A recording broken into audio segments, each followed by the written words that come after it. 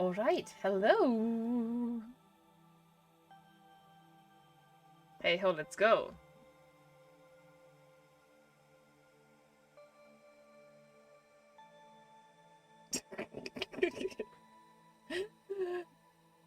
Oh no, I didn't. Oh no, Sean, damn it. Now the layover is wrong. I will. Okay, continue. Please continue. Oh no, I also have to do the session. Recap.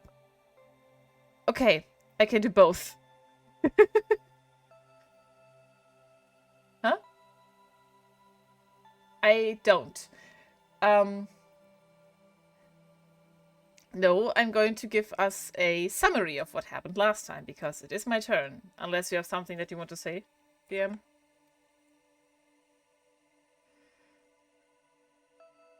Do you can you explain yourself?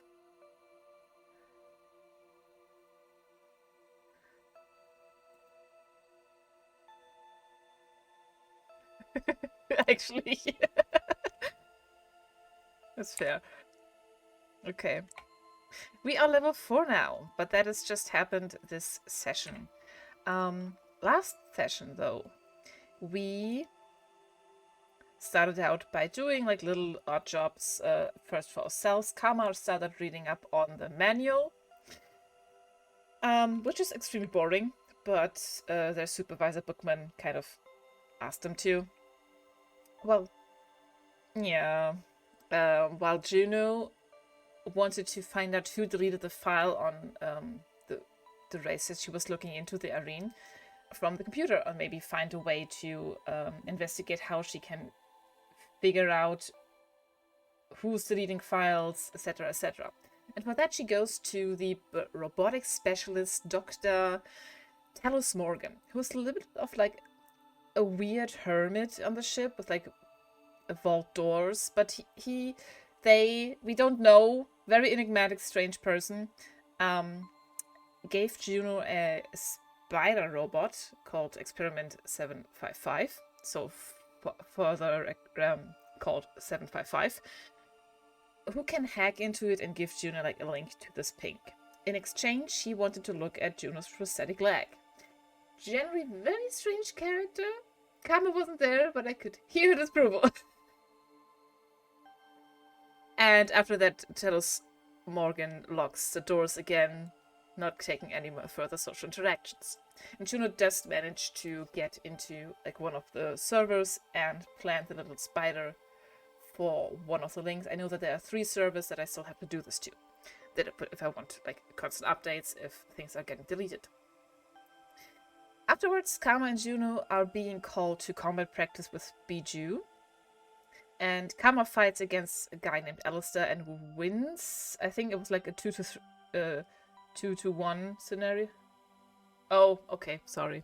I wrote down that you won, okay? Okay. Right.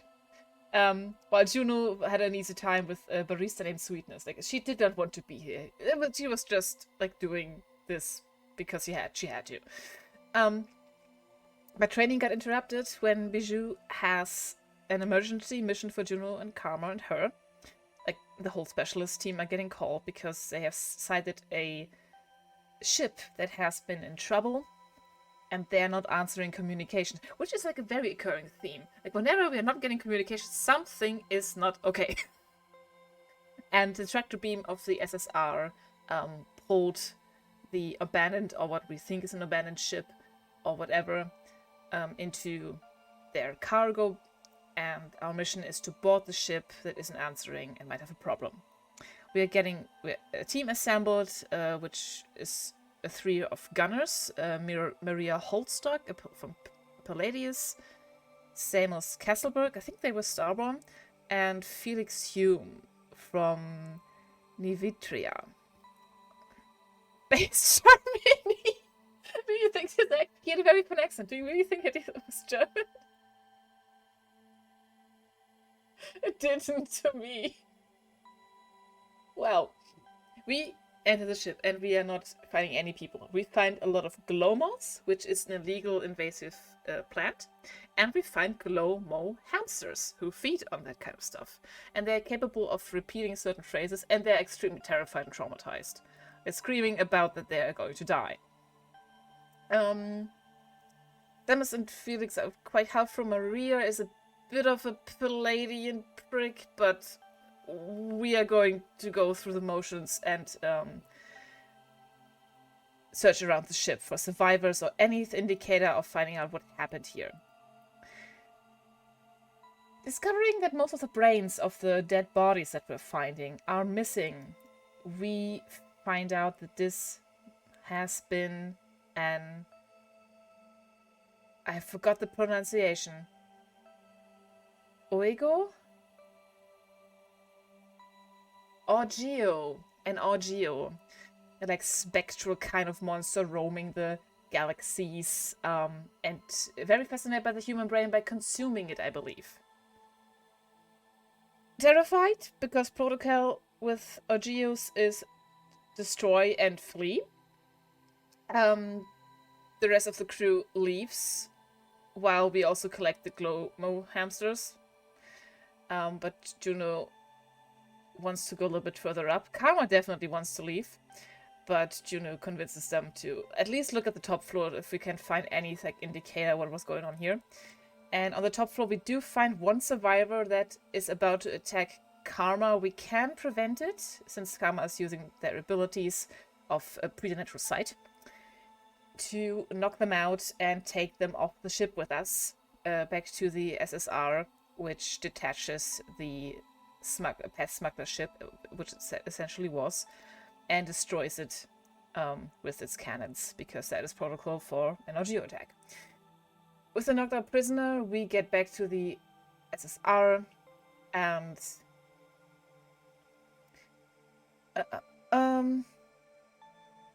and Karma has a big headache from using her ability extremely and kind of overusing it for the second, just because of the terrifying prospect of an IGO, which is very reasonable, I think.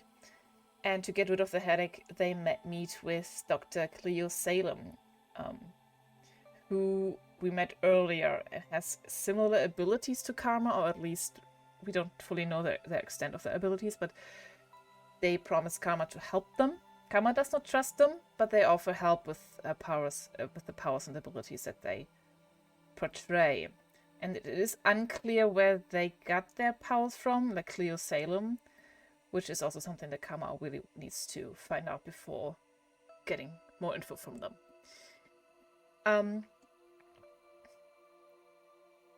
Meanwhile, Juno tried to hack into another server, but gets interrupted by another Dr.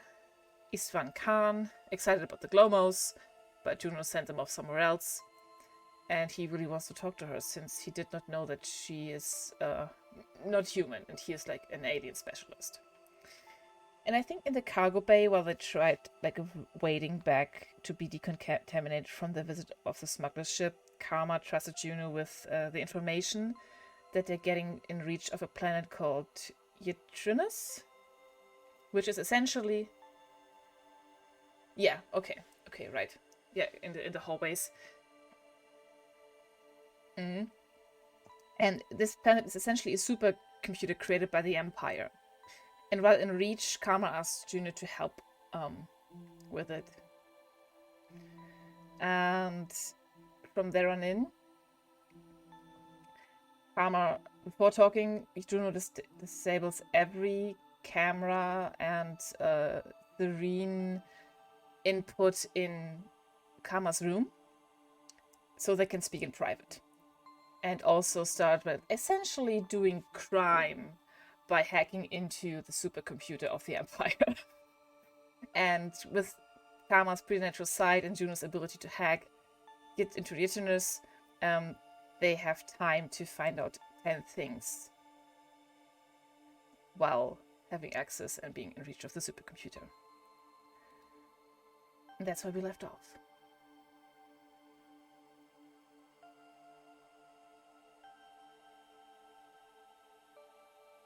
Oh, okay, sorry, I did. Nitarium.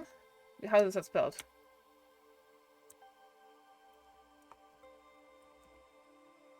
R-I-O-M. Thank you, because I thought that was different.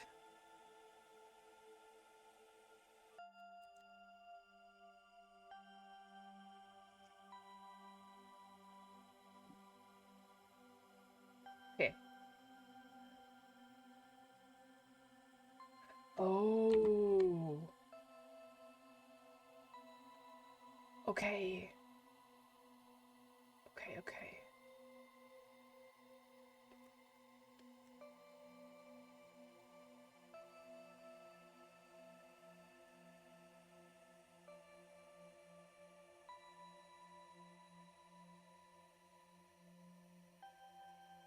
I mean, we have access, Karma. We have access. We don't have a much.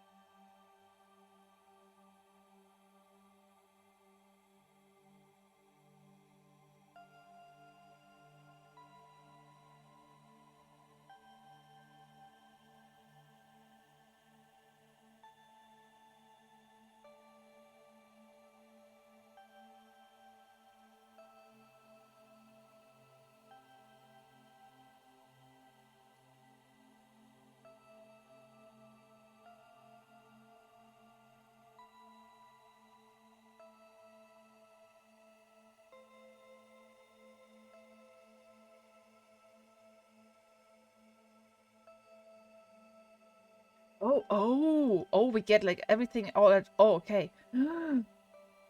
Ah. Wait. You. Good. Karma asked, what's up with Dr. Cleo Salem?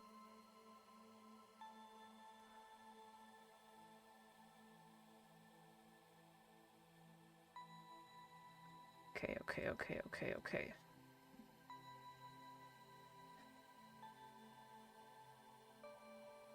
Yeah, and like who had interest in the mission? That was like my main question that I wanted to have answered in my first question that I wanted to get answered. Okay, so the mission, because this is like generally, I think generally interesting. The mission is directed. The mission's directive was directly approved by the Council of Human Expanses, and Palladian troops were assigned to ensure the desired mission and submission outcome are achieved. So this has something to do with Palladium, essentially.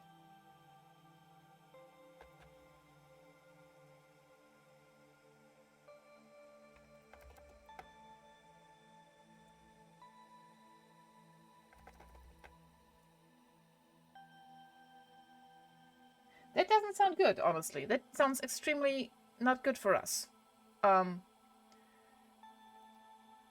So David was kind of right with this, right? Or did he already knew that it was strange that there were so many Palladians assigned?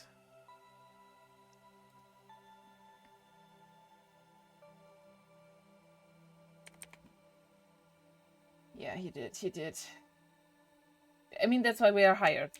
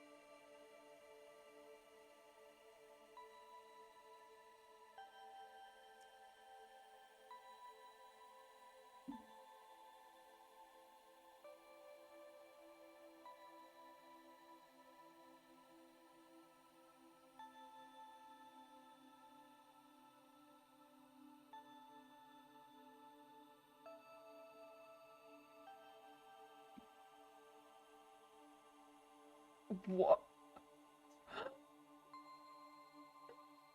That is so exciting for me personally, not for Juno, but for me personally. I love her.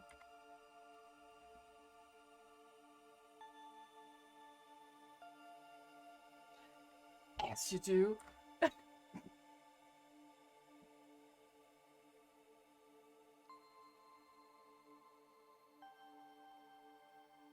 Wow. Oh, question. Is this are we talking about this together, or do you want, or is Karma researching this in like kind of secret? Yeah, Karma.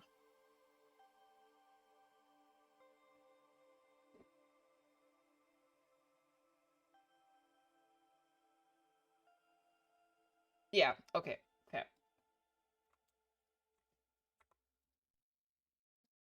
Hmm.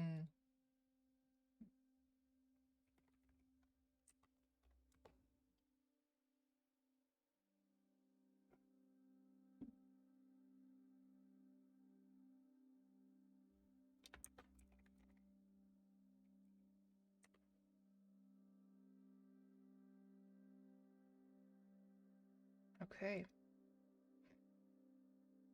This worries me. I do point again out what I found out.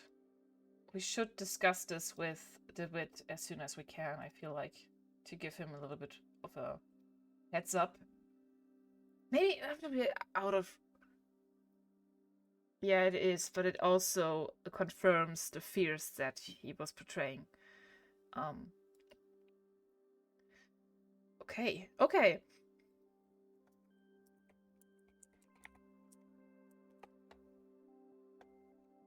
Yes, we are. That is where we already like once started putting a link to hack into the Church of Bliss. And this is where I feel like I can again establish something that we aren't extremely easily detected. So we are here and Serena's shut off. So this is yeah. Secrets.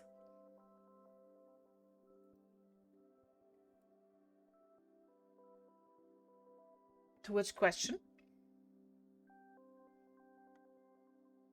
Okay.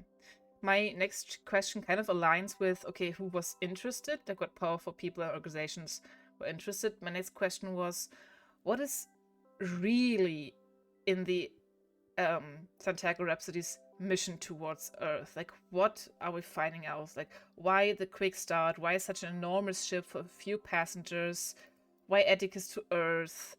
What will await us on Earth?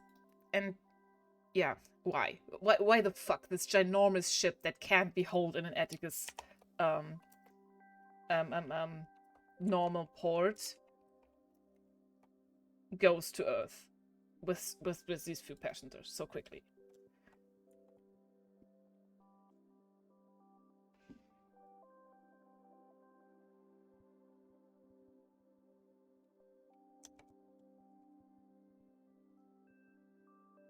Oh.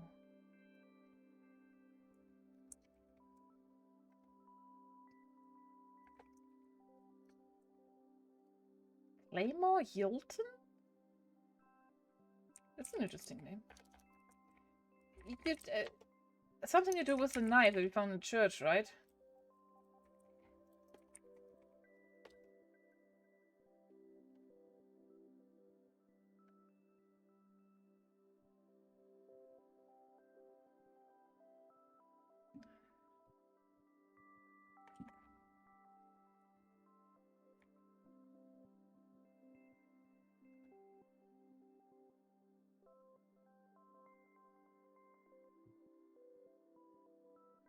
Wow, that's a very enigmatic answer. The SSR's main mission is to reach Earth from the planet Atticus. I know that! The three submissions are secondary to this. Only a select number of crew are informed of these submissions. But I want to know these submissions! Ah!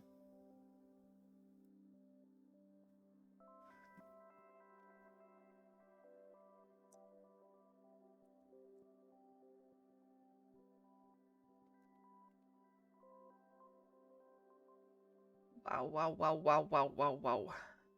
Bad. Or at least not good for us. I don't know yet.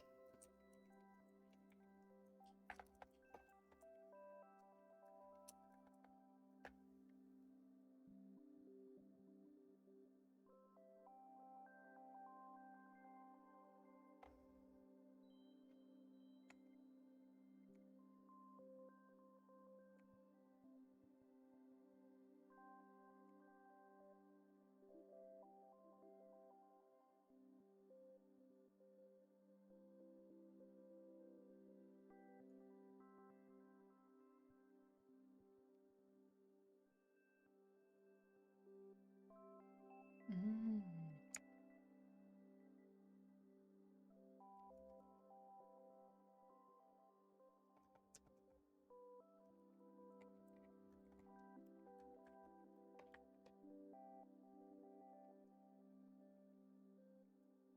Mm. We already passed that, like we are all gone from that area, right? Okay.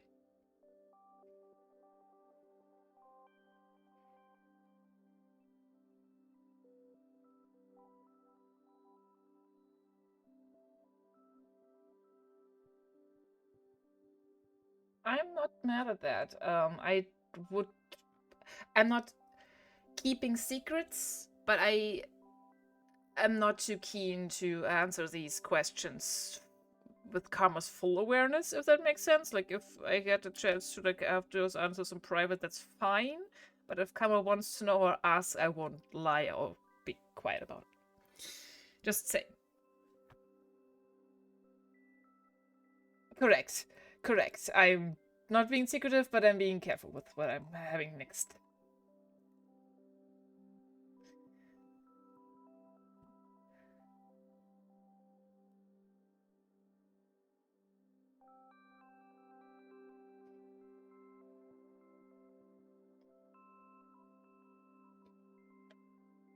Oh.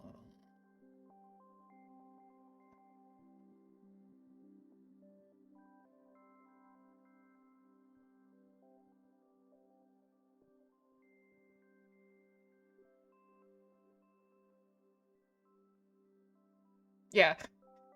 I mean, Serene has an archive, right? Like files that I didn't have access to. I think that you can find something on that. Wait, we deleted.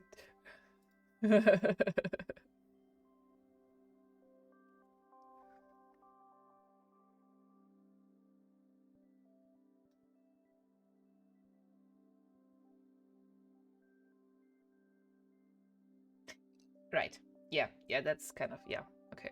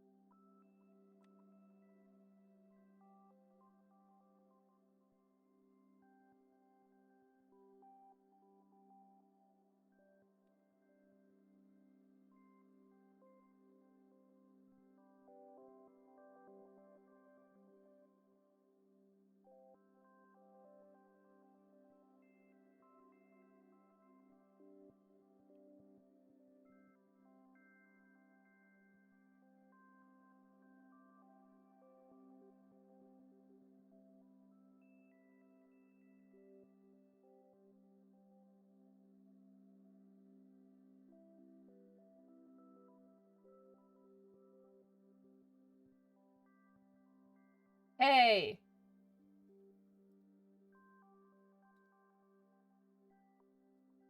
Well, you're welcome for.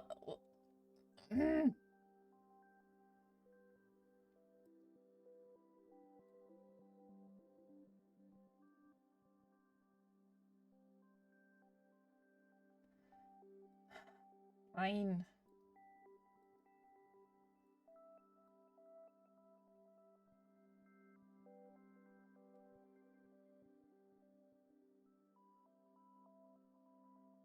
Okay. Okay. But doesn't this upset you? The whole... I want to know what the 3 submissions are. Like, the secondary to this, and only who... Okay. I guess I have things to do.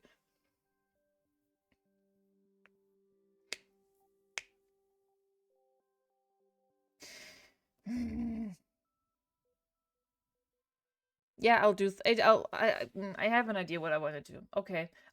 Yeah. Fine. Go to bed. Yes. Okay. Good night, Karma.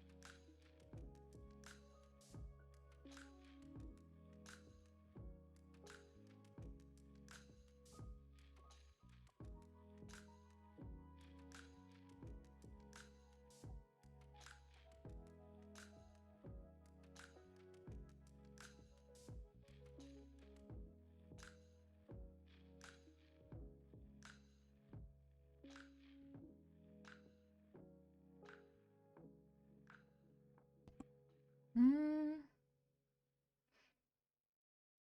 Guys, I think I have a problem. I don't know what, but your stuff isn't like your audio is not showing up on OBS, and I don't know why. So, Mine or Annie's? Okay, now it's back. Both, because you're going to the same channel. I hope that did not happen the whole time. If so, we apologize. If so, I apologize that I was the only one talking. I don't know why, because I set up everything back last time. Okay. Yes, if everything glitched out, I don't apologize. I have nothing to apologize for. I apologize, because it's my fault. Okay. Let's see. Can you guys say something again?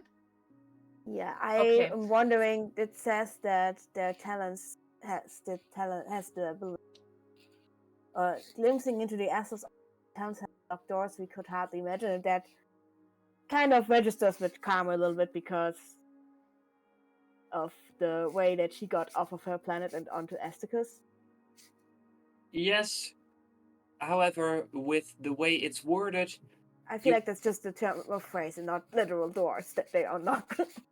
It's hard to tell how literal you should take things there. Yeah.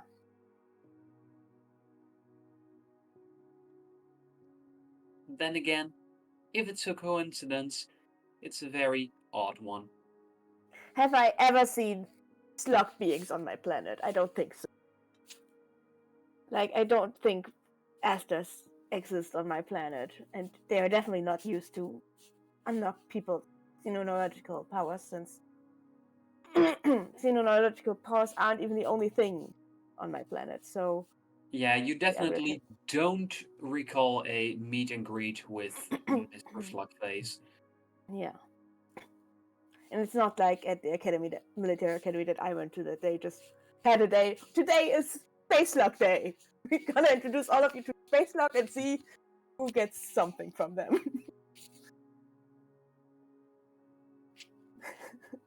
What? I'm not there. That didn't happen. So Space Lock's very interesting. Not something that Karma has any association with, and Karma would probably think like, "Huh, this is how Dr. Salem got her powers. Interesting. I didn't need a slug to get my powers. Okay, good for them."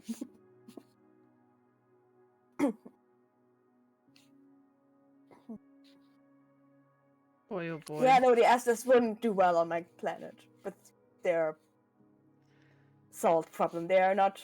Salt is deadly to them, and that would not work on my home planet. Right, salt water. Mm-hmm. I'm not So, yeah, Karma would read through that, say to herself, "Huh, that's interesting," and then go to bed. You have a very Wait, healthy sleep schedule. mhm. I think I would look up what Vulperium is, because I don't think I ever heard about that. The slugs are made from vulpic minerals, which I assume is, well, they are explosive rocks, expensive rocks, and I assume that Vulperium is connected to vulpic mineral. So I would And look what as you exactly do that is. some research, you find that that is very much correct, as vulpic minerals are actually, it's a misnomer because they are from the area of the galaxy known as Vulpecula. That is where they were found first, but later research showed that there were actually more places within uh, our chunk of the galaxy where they could be found. Uh, Although they're very, very rare, they uh, do seem to have a link to xenoneurological abilities. Uh, they were used to make the asters, and please make a brain roll for the final bit of your research. Okay, That's a +2 for. a yes.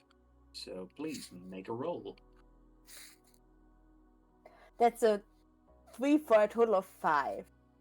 Karma's brain is not doing well this evening with everything, I think. And you find that only with the help of asters can Vulperium be made. And if someone has the potential to develop xenoneurological abilities, then by inhaling Vulperium, you'll most Huh. definitely unlock the powers within you. That is interesting, because that makes Karma think that, well, as far as Karma knows, they got their power from radiation from her planet. But if there's just happens to be a lot of big minerals on her planet, which is very rare and valuable, that will explain why maybe there might be a plot against the planet, the Empire, which is one of their current suspicions. Some kind of infiltration plan or some kind of betrayal on her planet for those minerals. And it could also be that people think it's about because of the powers on on their planet come to be because of radiation, but in reality it could be those minerals that they're around. So that's interesting. And then Karma goes back. So, Juno, what do Yeah. you go and do when Karma kicks you out in a non-literal sense? Okay. I will. I'm frustrated because this is not giving me the answers that I might want it to have yet. But okay, I asked my co-host the questions. I know I have to wait. I'm just checking my device. And I go, shit. Okay. Okay. What can I do? Shaking out my hands, and I will give the captain a message. I would like to ask the captain if he is available for a question or two. Or if we can talk in private. And you find that there's a quick reply as he tells you that he is at the helm for a night shift and that he'd appreciate the company. Yay. Okay, perfect. Before I go, I would like to see if I find like a quiet corner or like a space that isn't as like in the hallway. I can ask Serene questions again, right? Yes. Okay, I have 2 questions for Serene. As I go, I will just like maybe ask the ship's device that is like linked with Serene and stuff like that, and then we're like, "Hey, Serene, I have a question for you. Maybe you can answer me this. What question would you like to ask me? Where is the language alien spoken? Can you like give me like a map, a list of planets?" The number of planets where Hadean is spoken is 15,422 planets long. Oh fuck. Like, thank you for that information, Serene. Would you like a short list? Would you like a description? In what form would you like your answer? I don't think that you.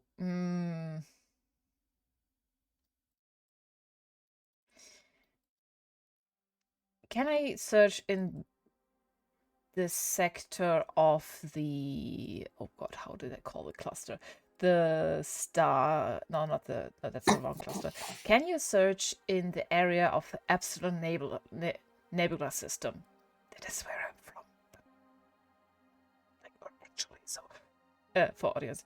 But I want to see which planets in that area maybe speak Hadean. I know it's not Empire, but I want to find out if there is like the closest Empire planet or known planet to speak this language that I apparently know, that I didn't know that I know.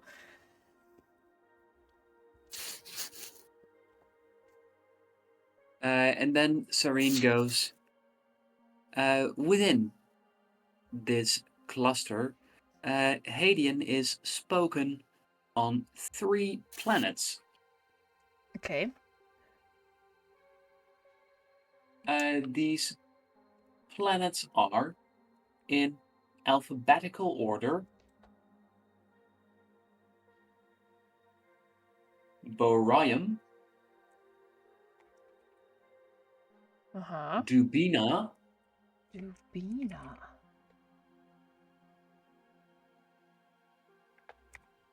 and Sibo. Sibo. Does any of these planet names ring a bell? Like this little crackle in the back of my head whenever I find something out that I knew I knew that didn't know. Please make a brain roll. +3.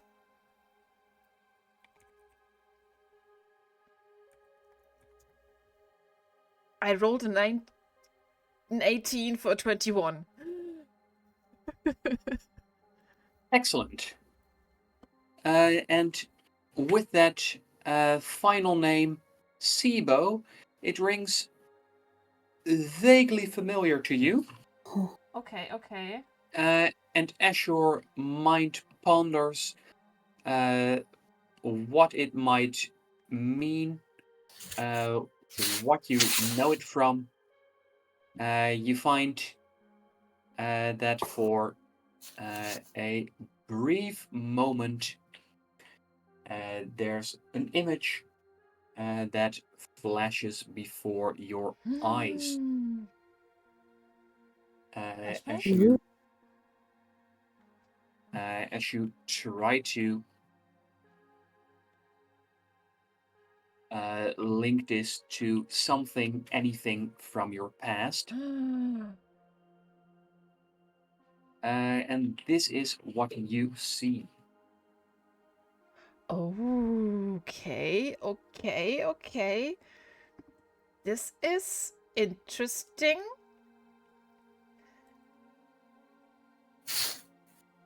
Let me throw this up here. Huh. It's what looks like the inside of a spaceship or a station or commando central place where they like look at certain clusters or planets. That is very pretty and very strange. And that's all that I get from this. Okay. Whoa, this is more than I had hoped for. Okay. Right. I also started like, okay. While not losing my mind over this, I'm still making my way towards the captain, and I'm asking myself, I'm going to hope that Karma isn't sleeping yet. I'm like sending them a message and say, okay, hey Karma, the captain has time to speak. Do you want to come along? Should I go alone? I don't want to Karma's asleep. Oh, no, okay. Karma's not that cold. Yeah, but just Karma had a long day with a headache. just Karma, for RPG Karma's purposes. out. For RPG purposes, I wanted to ask if you wanted to come along. That's very nice of you, but I think by now Karma has fallen asleep. Just giving you the option, you can still come. Yeah, I know, but I already said she's asleep. She was fall asleep. Okay. So I feel like... Okay.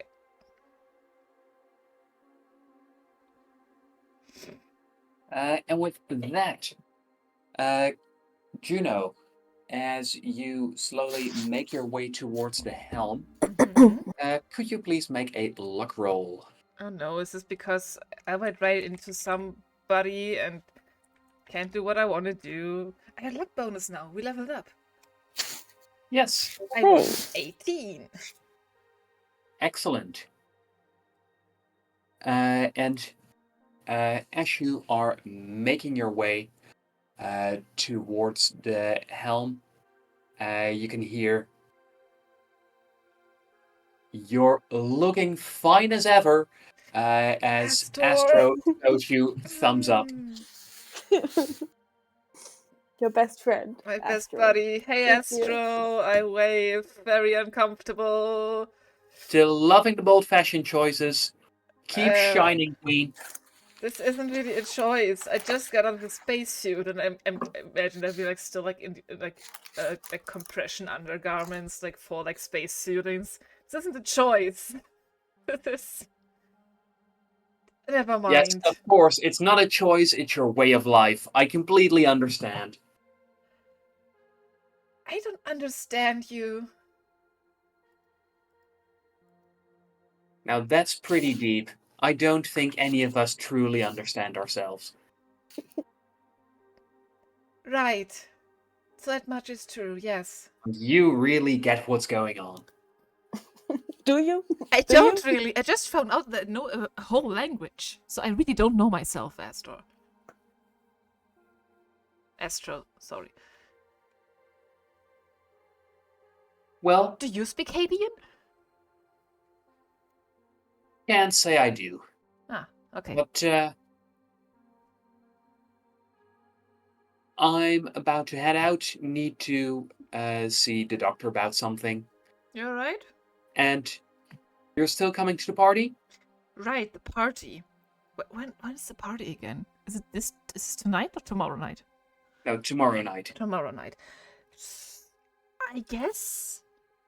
In Juno's mind, I don't think I want to go if Karma isn't going because she doesn't think that she's going to survive this if Karma is around. This is too much. He is too much. Well, with you, there's definitely going to be great vibes. Vibes? Now, won't keep you $2. Okay. Accepting this interaction, Juno makes their way towards the captain. And as you glance back, you notice that there's a skip in Astro's step, as he seems to be very satisfied with how this interaction went. I need to see the doctor about some. He seems very chipper. Right. Okay. I am just going to go to the captain. I will probably, at some point, regret that I didn't interact with Astro as much, because the GM presenting you an NPC so often is a way of saying you should interact with the NPC. It is entirely up to you what you do and how you do it. Right. Okay.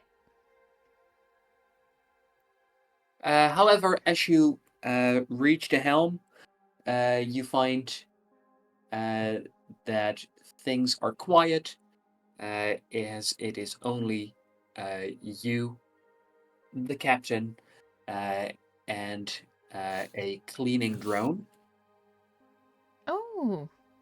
I do look at the drone as if I am seeing like a dog in a room.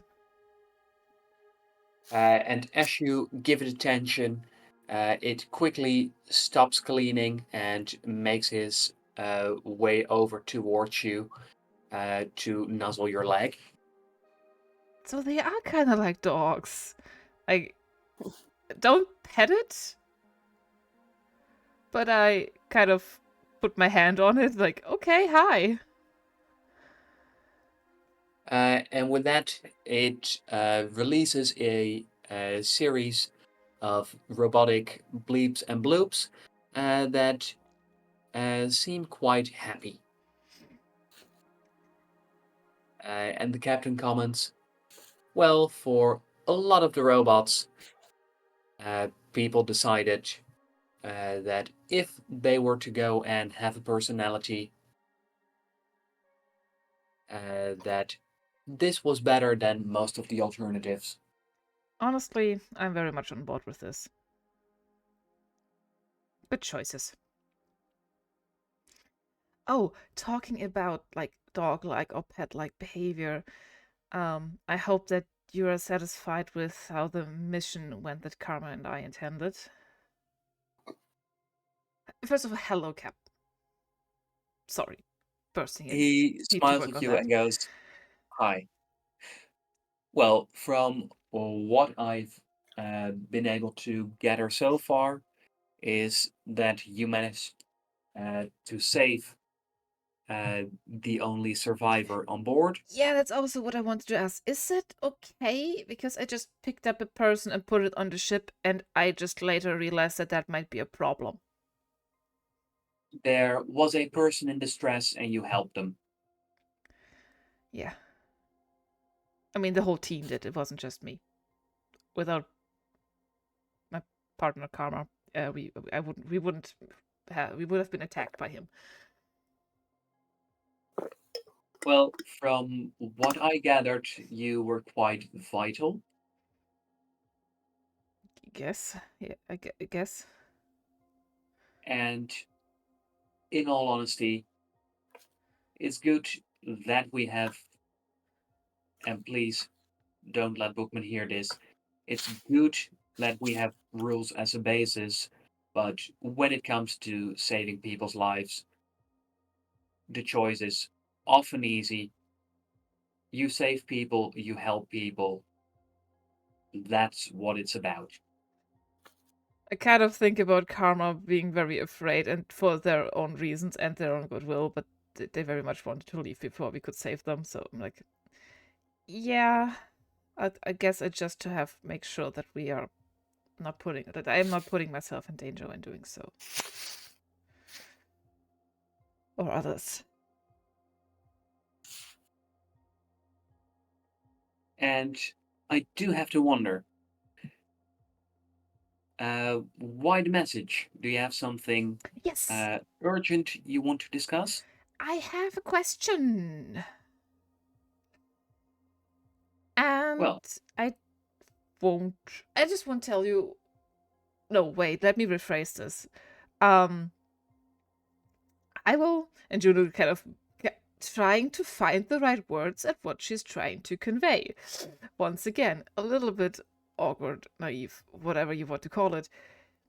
But I was wondering generally, what are the submissions of the SSR's journey? And that are secondary, like, and which maybe selective member of crew might know about these submissions? Juno is aware that these questions imply so much information that she shouldn't have, so she's just looking at the bit like, okay, what's up with that? I'm sorry, you seem to be struggling a little for words. It's okay, we have the time, but if you really mean submissions, there's no such thing. But we don't have any submissions. Captain, I'm going to ask this not with fear or problems with Serene, but do you have an option to disable her for now? I'm not worried about Serene themselves. I'm worried that somebody might access Serene after, for example, the deletion of some of the files I was looking into, and the things that I might want to talk to you about right now. Then please give me a moment. Thank you. Serene, Orpheus Protocol, and then there's a sound, a low tone that gets lower as some of the lighting in the room changes, and then the captain goes, well, with that, no input devices should work here except for the ship controls. Okay, perfect. Clara and I discovered we digged, or like found some stuff. We didn't actually dig, but we found out things that were leading into the section of, okay, why are the Palladians here? Why is this going on? And mainly we were worried about the missions directive, and it is provided by the Council of Human Expand, and Palladian troops were mostly assigned to Hold up. The Council for Human Expansion. So, do you mean that I don't know what it approved means. Sorry, what? or do you mean that they approved it, or do you mean that it's in their name, or that they actually came up with it? I'm going to pull out the wording on my personal device, not on the ship's device, on my arm, and like read it out. The missions directives were directly approved by the Council of Human Expansion, and Palladian troops were assigned to ensure the desired mission and submission outcomes to be achieved. And as you look at the captain's face, your lip reading skills might not be the very best. That would be another language that I didn't know I knew. But you're pretty sure that what the captain just mouthed wasn't a good word. Did you just say fuck?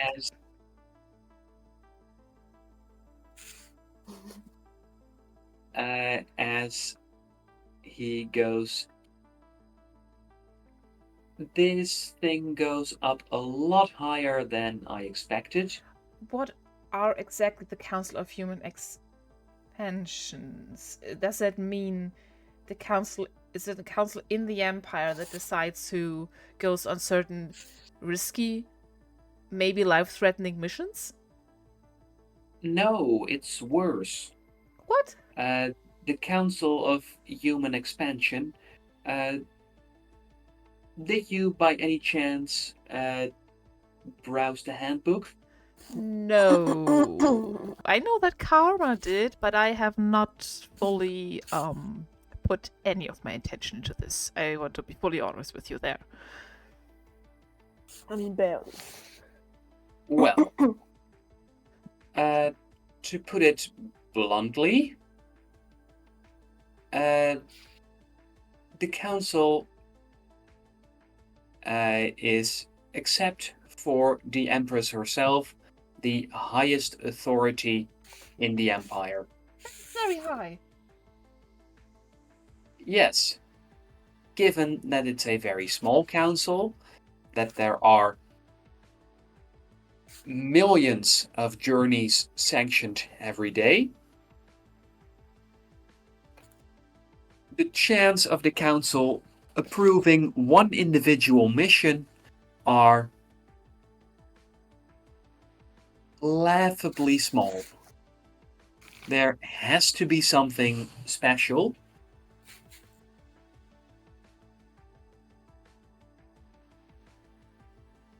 So, the fear that you had with Palladians and their outreach on this mission kind of gets seconded by these informations, right? In a sense, it seems like it's worse than I imagined. Right. I have like another indicator because I'm not going to tell you how we got this information, by the way. I think you would be mad. I wanted to know what I could find like on, because this sounded already strange, and I wanted to know what the main mission was, and that is to reach Earth from Asticus. That's so much I know. But there are 3 submissions secondary to this, and only select members of the crew are informed by these submissions. You might be severely overestimating what I would get mad for.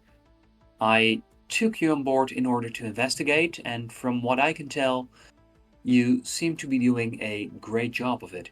Karma and I hacked into the whole supercomputer planet that we just got and reached into. And I think by that, bypassing a lot of security by the Empire. Well, it's a planetary core under construction. Makes sense that security isn't what it's supposed to be just yet. But I do very much hope you made sure to remain untraceable. I tried my best, yes. And that's all we can hope for. Now, you were saying. Yeah, I would need to find out more about the 3 submissions, I guess. If you don't have any inkling who might have this information, like, my thoughts go straight to Mr. Slaughter, since he seemed very upset about certain things, and he is from Palladian and a higher up ranking person in this mission, right? Yes. And given that there are apparently secret secondary objectives to our voyage, I somehow suspect the dear Baron won't like to volunteer the information to us. Okay. I guess Karma and I can figure this out. I will talk to them. Yes. This is what we're here for. Just one piece of advice. If you're going to be dealing with the Palladians, in my experience, it tends to pay off to work from the bottom to the top. They're very hierarchical people. If you try and start with the Baron, there's a good chance that if he gets suspicious, there's a dozen or so Palladians ready to defend him and do his bidding. Okay. My thought, I was thinking about Maria Holtstock that we just assigned a mission with. Like maybe I can try and talk to them first to find out if just find out things. I'm just at the start. I just found this out. We just found this out. This is, yeah. I thought that might be important to report. Do you have an idea who the other people might be that have these informations? Always select member of crew informed about these missions. If you don't know, then I'm guessing that none of your trusted advisors or like people that you trust on these missions are aware of this.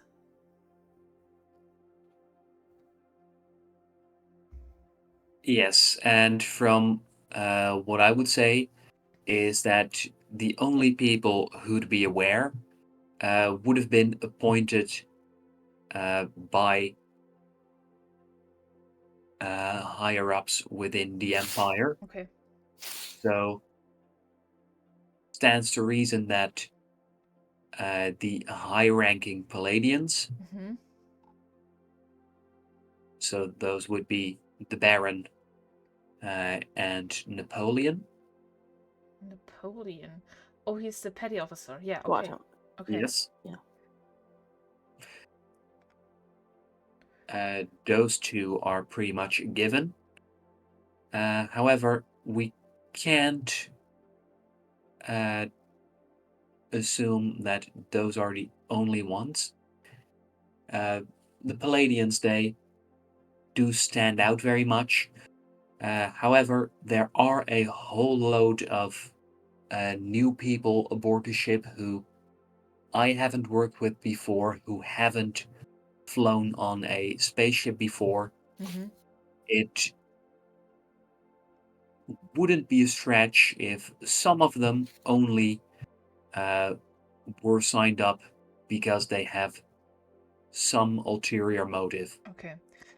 That does make sense. Karma told me about meeting a lot of people from Palladius that whose first mission is this one.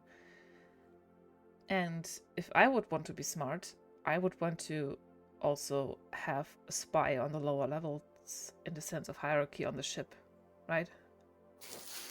Someone that wouldn't be suspected like right away. The Baron is like a fair take of knowing things. But how her mother would have put it, he looks like a red herring. But I'll figure that out. We'll figure that out. Yeah.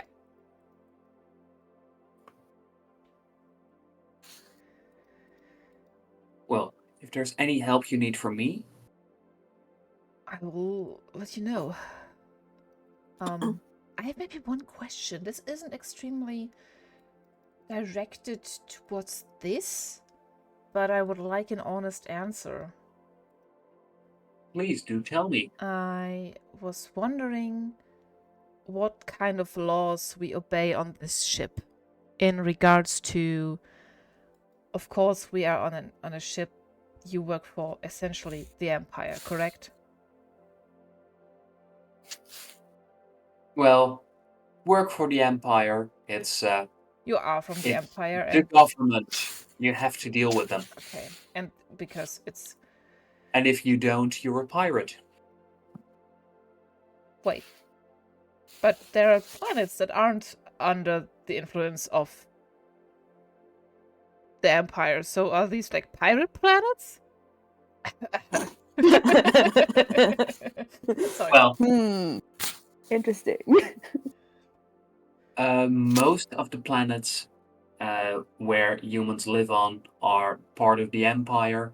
I don't know the current statistics by heart, and since we deactivated most of Sarene's capabilities for the moment, I can't ask, but I believe about 80 or 90% of planets with humans on them are all part of the Empire. And then there's younger planets that have been colonized later on the edges of the Empire. and according to most reasonable people, it's just a matter of time before the Empire decides it's time to bring them into the fold. Oh, so.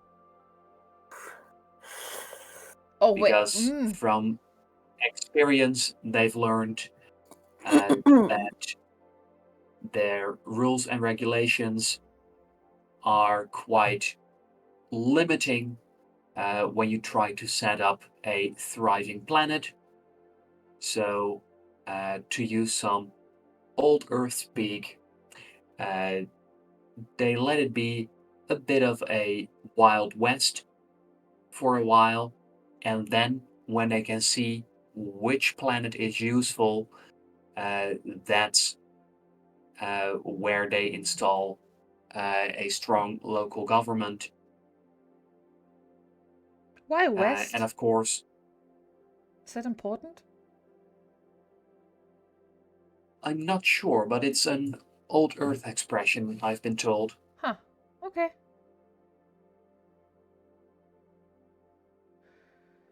Maybe there was something with the west side of the planet.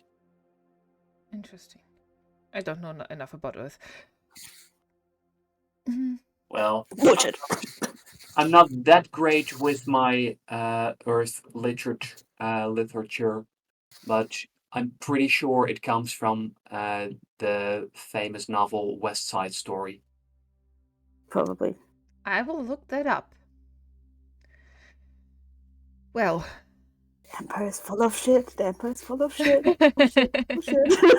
I call bullshit on all of that, by the way.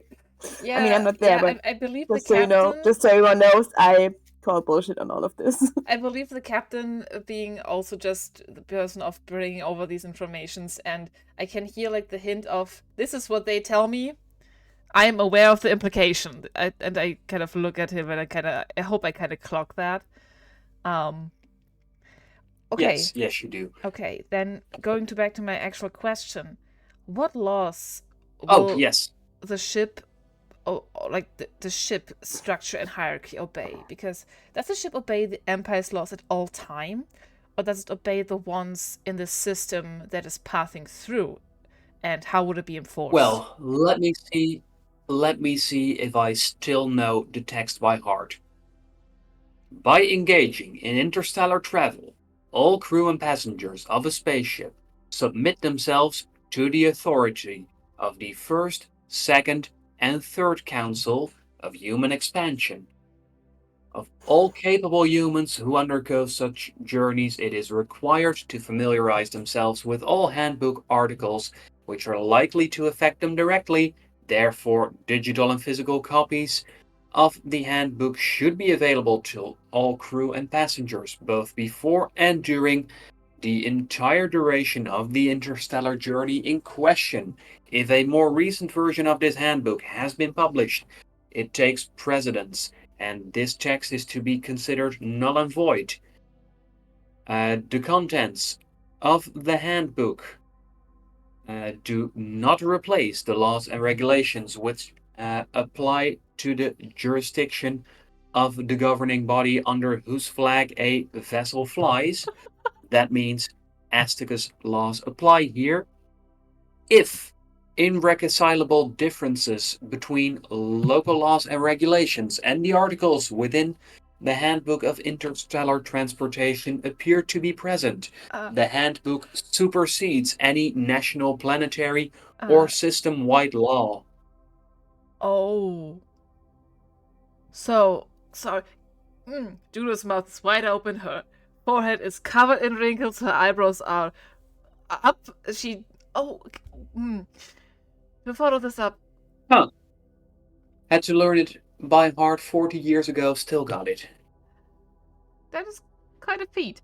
So you're saying that everywhere you go, the handbook will be the law of the Empire since we're flying under a flag of Atticus. So, Azteca's laws apply here. However, the handbook has specific things about spaceflight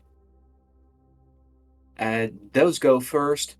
If there's nothing in the handbook about something, Aztecus law applies. Okay. Okay. Okay. I kind of nod to myself, stare at the ground for a second. Okay. So that also means all of the ships have to follow the handbook or be branded as pirates. I kind of scoff and like, okay, I guess. Which, of course, is detailed in Article 11 of the handbook. The handbook sounds extremely tedious, Captain. Oh, it is. It was dreadful. Right. I'm going to look into... I think they purposefully made it boring. It sounds like you're going into a contract that you didn't know you're getting into. Like fine print that you aren't even fully aware of until you learn it by heart. Well, most of the stuff in there is pretty innocuous. Nothing out of the ordinary. However, it does have some things in there that I have opinions on. Juno kind of smiles. Because even though the captain is like Empire, Aztecus, blah blah blah blah blah blah, I feel like that he might be the only person that we can like trust in this endeavor about being a little loose about certain things. Okay. Okay, I think that would be all my questions. Oh, and one article that might be good for you to know at least the basis of. Article 14 of the handbook. Article 14. That means that in the pursuit of truth and justice, the captain is allowed to waive some rights of crew and passengers in order to make sure that truth and justice prevail. So, if in your investigation there's a need to break any of the other articles, you might want to check with me to see if there's something I can do about it. Right. No, I'm not going to ask that. No, I shouldn't ask that. Okay. Thank you, Captain. I really want to ask it, but I... What's on your mind?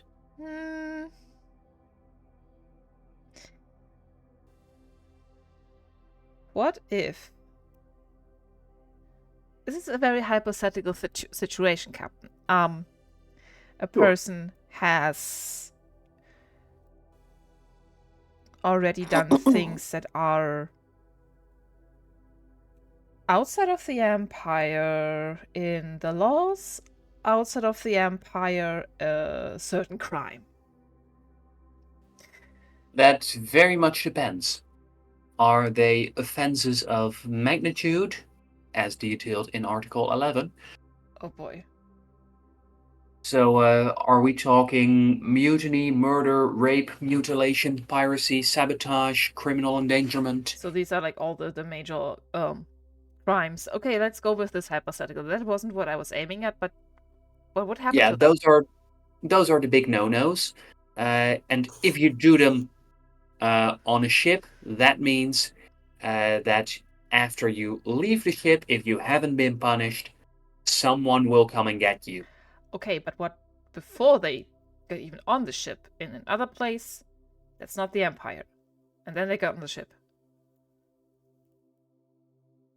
Then that very much depends. Why does it always depend? Well, if the captain deems that there's an issue of safety, then they can choose to punish the criminal. However, they don't have to. Okay. Okay, I think I should stop asking before. I'm going to that very much answers my question. Thank you very much.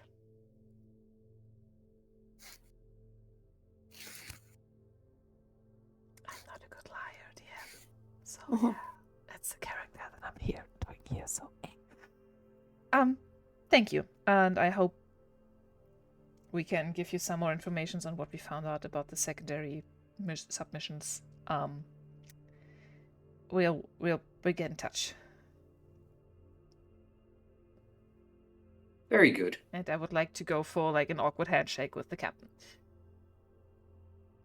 Are you once again doing your hovering hand thing? I'm just pressing my palm onto his because that is how I learned handshakes worked. And as he has seen this before, he just returns the gesture as he gives you a warm smile. Okay. Until have a good night shift. Thank you. And I will leave his office and I will frantically start texting Karma. Here we go. Answers in the morning. Okay. And this text will be like alongside talk to the captain. You would find this very interesting. I will tell you tomorrow if you, or maybe are you up? No, we can talk tomorrow. If this doesn't wake you up, we can talk tomorrow. It's like always like one line of text, send message, next line of text, send message. We have like 15, 16 of these in the morning. But Juno's very nervous, and maybe she'll find a space. Maybe she'll just hang out in engineering, see if there are like little jobs to be done, because she is too excited to go to sleep. And as you find yourself at engineering, since at this time most people are asleep, there's not much to do. Could you please make a brain roll to see about any tech stuff that might come up? I mean, I have 2 other things that I might want to do instead of this, so I'll see. I rolled 3 for a total of 6. Recrash. You do find that there are a few readings of the ship diagnostics that are suboptimal, but not in any danger yet. And given that you have no experience with those systems, it seems best to you to, for now, just leave them alone. I might. And work on those when you have some more information on how it actually works. Okay. I might write what I would call a ticket to like the person that has like more knowledge about this to get to this in the morning before it becomes a problem. And then in the meantime, I would like to check out 755 a little bit more. Just my little new spider friend that I still have to plant into like 3 other servers that I'm not going to do right now because last time I ran and I was too much excitement for today. I'm just going to kind of figure that out, that little spider. Well, after writing your support ticket, you plan on checking up with 755. However, as you do, you find that an answer from planet Niterium has reached your personal device. To what? Please. Oh, okay. The question was, Yes. I wanted to find out everything about the species Arene. And if there's like a desk or something or like a chair in the engineering office, I will sit down in there. As what you see on your personal device is the following. Okay. Could you please read it out loud? Okay. This is uncomfortably exciting, anxiously exciting. Arene are a rare shape-shifting alien species. In 11,964, the Council of Human Expansion, once again these fuckers, deemed them undesirable because of their unwillingness to defy authority bestowed upon the Empire by the Almighty God himself. What? Standard species population reduced efforts were implemented. Juno lingers on that. Population reduction efforts were but results fell short of the desired metric. In 12,004, Arene numbers have declined from their esteemed population of peak 15,757,992 by an estimated 97.88% instead of the desired 90% reduction. Consequently, Project Avalon 120 was launched.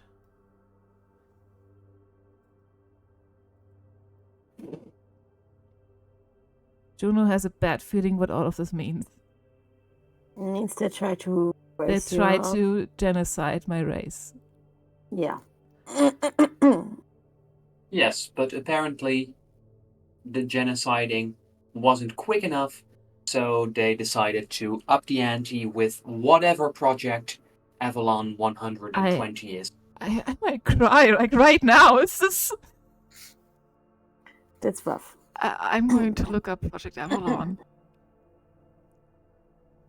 For which on the ship's systems you find nothing.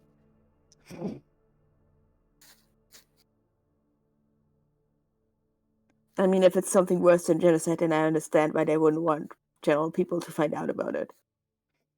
Feel like people wouldn't be happy to learn about the genocide we tried and what we tried when the genocide failed.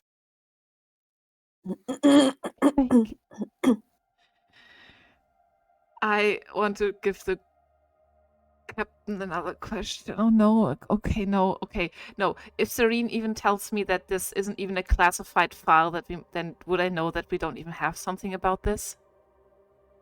Serene just tells you that there's nothing about any Project Avalon. No secure files, nothing. No Project Avalon 120, not 119, not Avalon any other number.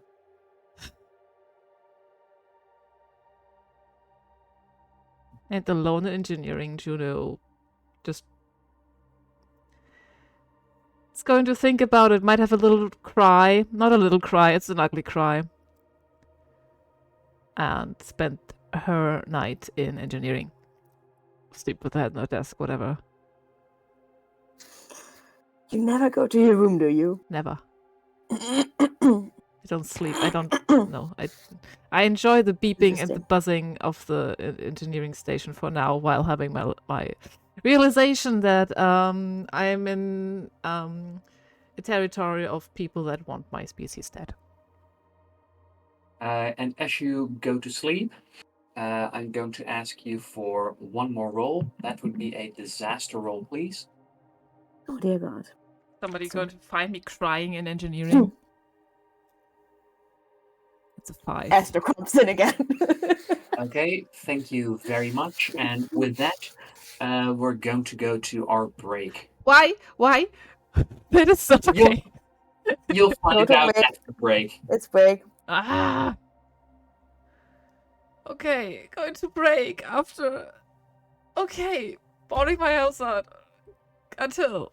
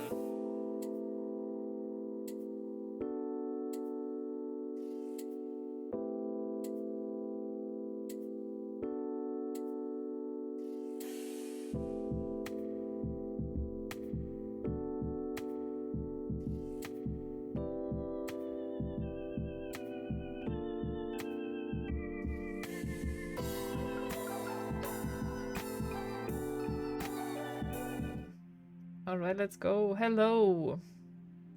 We Yes, have we're returned Return back it. from our break. back from the dead, back from the underground, back from war. Back from emotional devastation. Well, no, wait, that's still going on. Yeah, Oh. the emotional horror never ends. Yes. And you say it so pleased. I am very afraid. Something's Just rubbing don't. over your microphone. You don't have to be.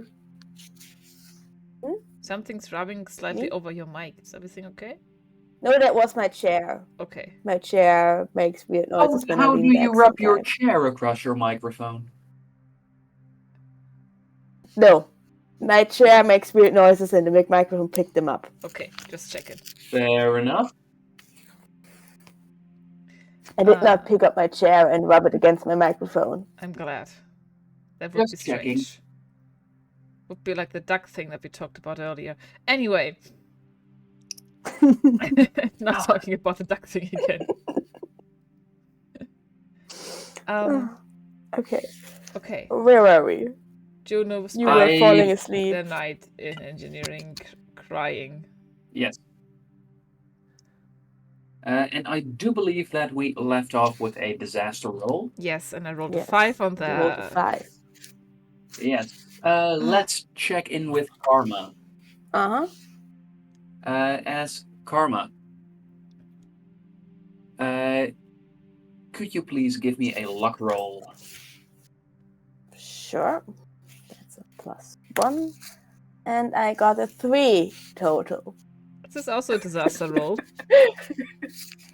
Because No, whatever this is it a luck is, roll. we are losing it. It's not gonna be good. Well, you get to choose because while you're asleep, you are going to get a bunch of messages from different people. 50 or so from Juno, yes, I'm aware.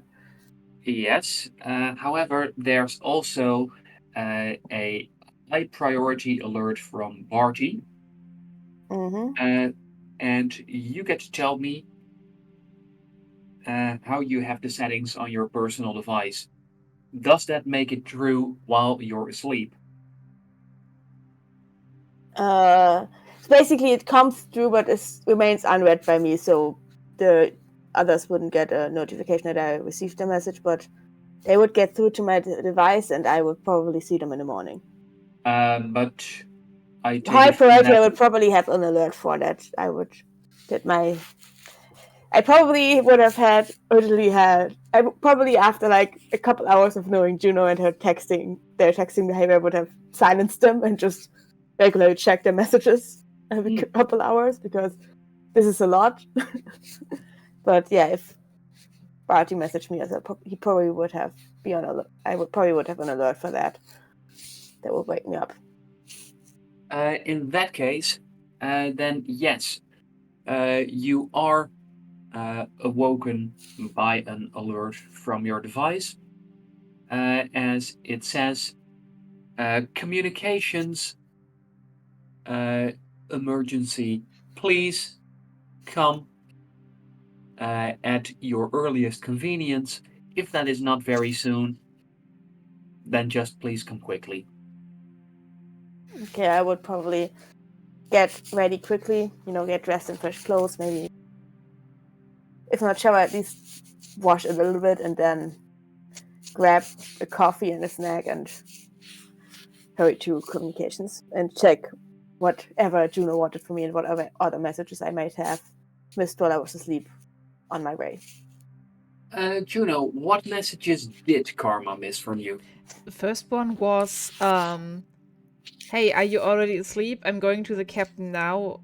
If you want to come along, please do. And then, maybe half an hour, 40 minutes later, it's the talk to the captain, found out a lot of things, and we should talk. And then it's always a message, we should talk. in the morning if you're still asleep, but and the expression, if you're already awake, just let me know. And like 15 of those. And the last one might be, I'm in engineering. I'll probably text Juno back. I'm awake now. I'll let you know when I have time. And then just see if I got anything else from the supercomputer. If I have time on my walk to communications, and I'll just hurry my way there. All right, Juno. Mm-hmm. How on what priority have you set messages from Karma? So like Does your vibrates. does your device make enough noise to wake you up if Karma messages you? I think it's a normal ping. It's not. If it's not a high alert message, it's a normal ping. Then you get to make a luck roll.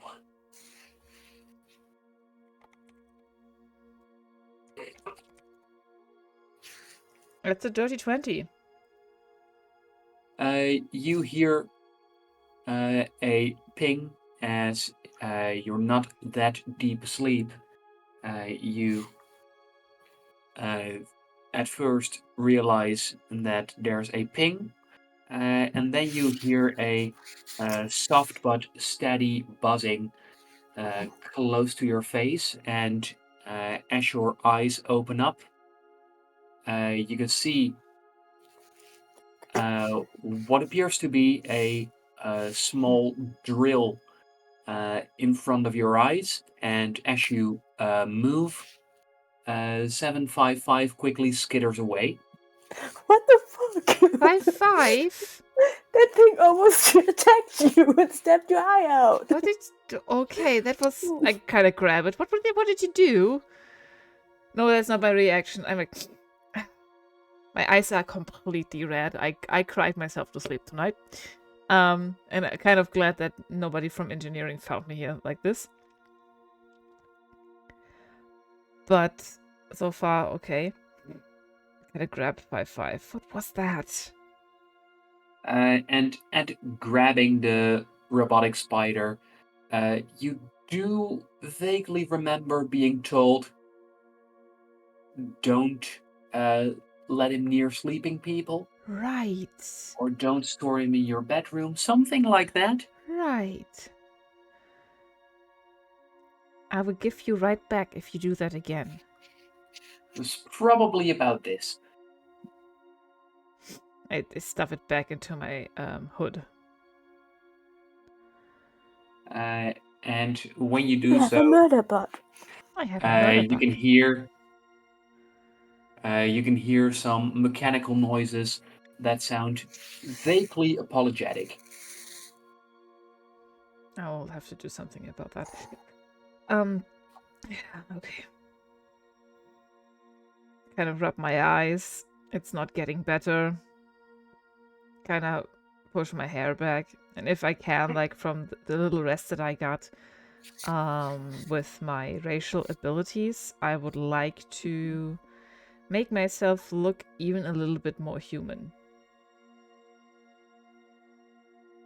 Like, I know my features already are fairly human, but some of the strangeness of this is like certain off-putting lanky features, flat nose, too big eyes. Like I suddenly have actual eyebrows because before they were too pale or like almost non-visible. Hair grows a little thicker before being very thin. Yeah.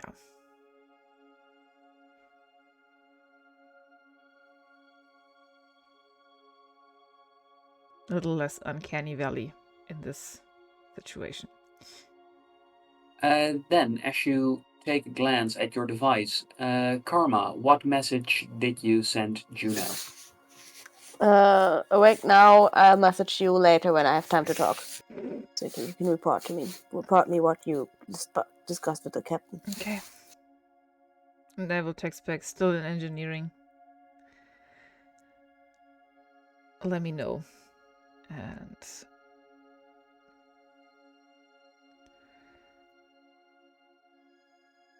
I'll do a little bit of updating my personal log on all the information that I've got so far from the supercomputer and from the captain until Kawa messages me. Okay, good. Then Karma. Mm-hmm. Can I assume that you're going to head to communications? Yeah, definitely.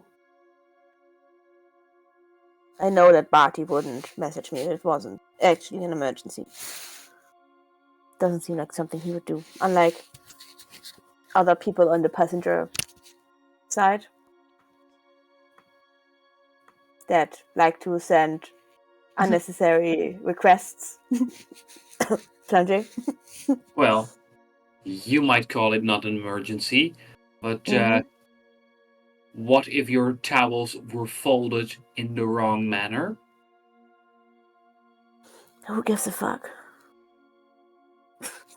Is she supposed to just live like a barbarian or a pig? Yes. You savage. Mm-hmm. No. I mean, I was raised outside of the Empire. What does she expect? As you make your way towards engineering, is there anything that you look out for? Is there anything you do with your device, or do you just focus on speed? I would probably check if I got anything back from the supercomputer on my other request. Yes, you have. And you have found an answer to your third question. Mm-hmm. Which was... yes, very important. I wanted to have information on what the Empire thinks is in Sector 0202, since that is where my home planet is. Good question. For reference, we are currently in 0103 or 1... No, we started in 0103, right?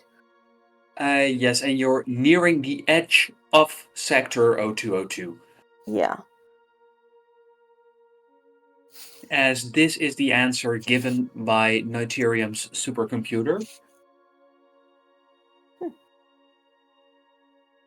you want to read it out loud? Or... Sector 0202 contains 476 planets. The central planet of the sector is Deuterium, which I thought was in a different sector, but like, is it in 0302? According to the map that we have, so interesting that it's according to this in Sector 0202 as well. Other planets are Flerovan, Nihon, Nisium, which are the most populous of these planets. In terms of economic output, the sector is ranked lowest of all the capital sectors. Okay. So yeah, isn't Ethereum in 0302? So interesting that it's listed as the central planet if it's... Or maybe because it's the closest planet. Is that it? That seems like a safe assumption that it just clumps both together because there are no major planets actually in 0202 itself.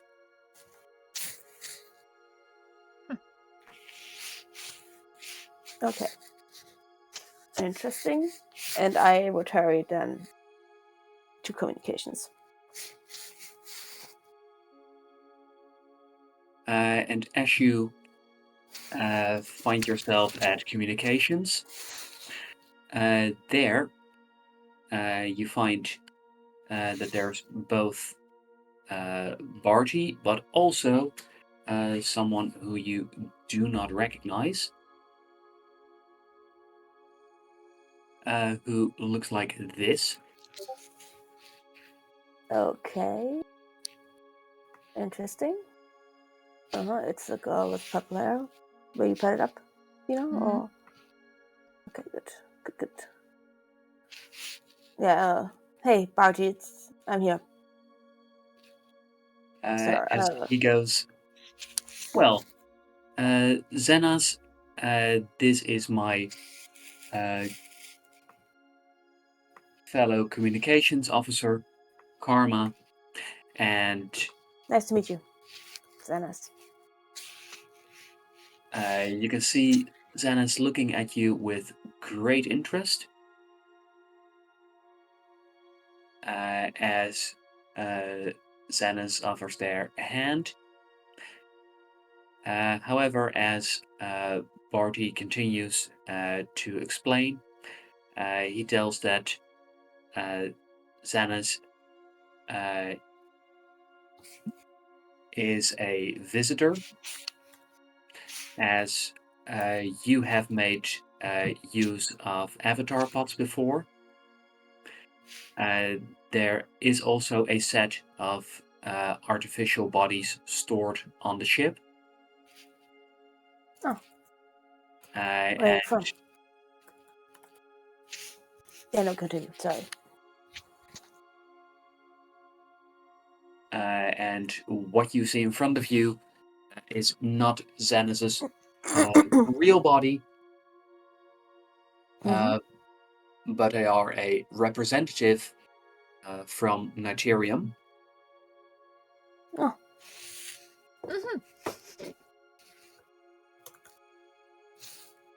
And Xanas goes, Mr. Bookman, given what we've discussed, don't you think it'd be best if I brought your co-worker up to speed and you could look into those technical details we mentioned? To which Barty agrees. However, as soon as Barty leaves the room, Xanas goes, okay, Karma, full name is Xanas Azo, and I'm not from Niterium. We're from the same planet. And what planet would that be? Atlan. No. Okay.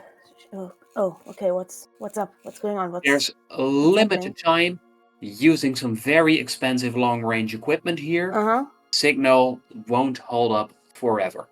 Did the king send you? No. Very much still not where he should be. However, I meant King Ikari. Well, the opportunity showed up and I took it without much discussion. Fair. From what I found, and it's pretty interesting to have a supercomputer planet close by with lackluster security. You can find out all sorts of interesting intel. There was a chance that I could connect to the ship that you'd be on, and turns out, success. So first things first, what do I need to know? What can I tell the people back home? What do you mean? Like I'm on a mission that only King Ikari knows about, so what are you talking about? Well, I don't know you. I mean, I know you from Atlan apparently, but I don't know who you work for. Who sent you what?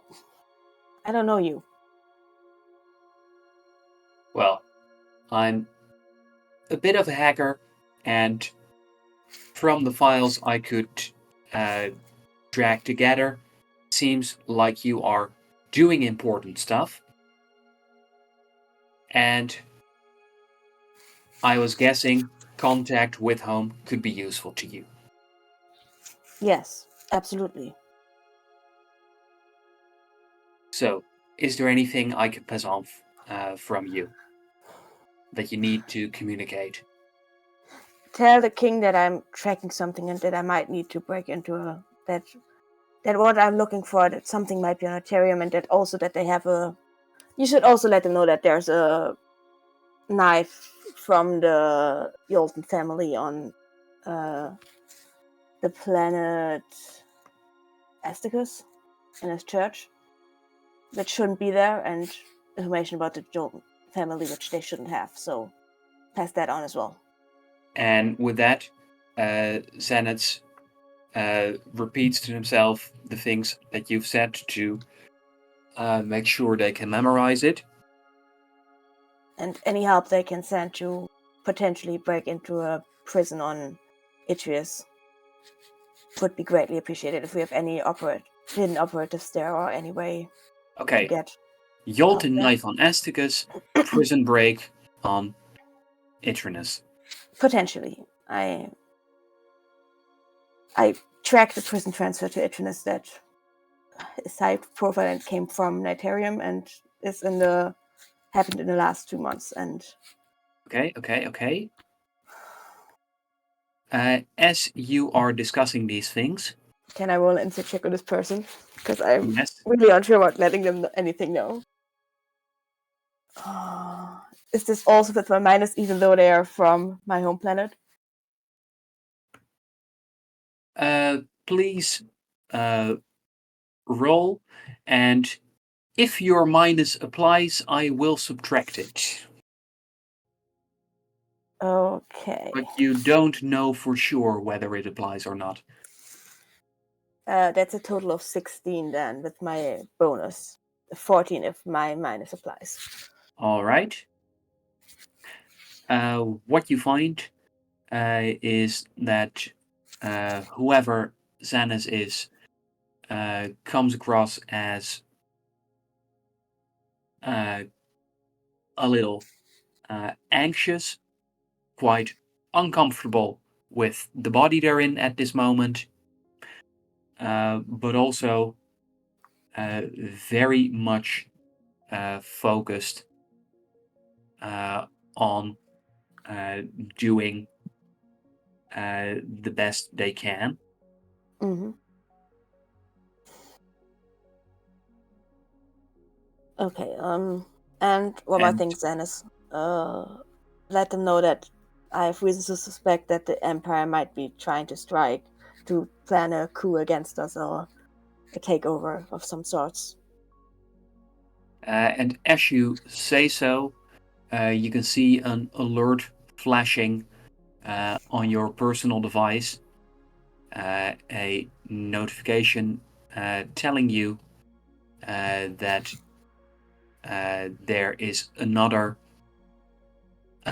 artificial body now being used by a visitor. Huh? We have another visitor. You want to come along, or do you know anything about this?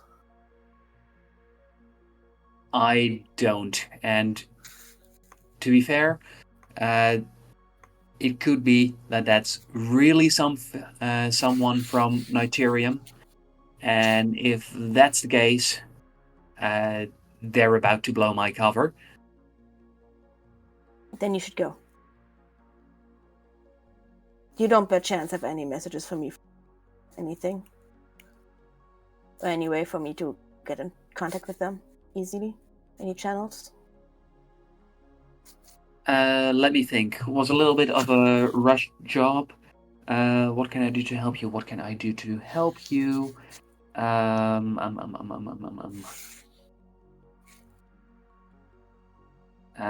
as Xanis is thinking, you receive the following message on your personal device from sender Avatar Body 2.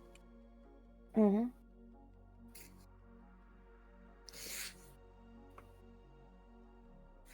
Which just reads this.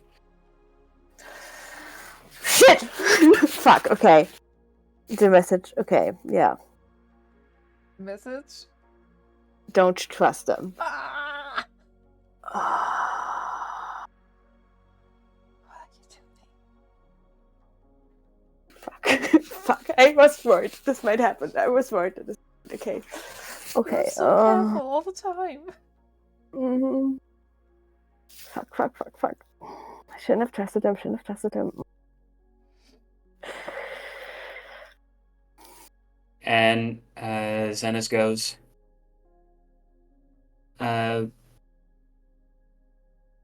guess I could give you a frequency that you could try, that I could set up so it relays across a bunch of planets, so it should eventually reach back home. Mm-hmm.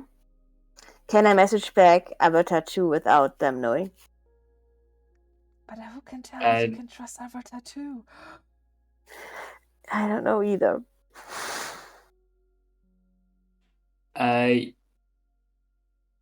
You're definitely able to text a message back, and that means that Xenis will see that you're doing something, but shouldn't be able to tell what you're doing.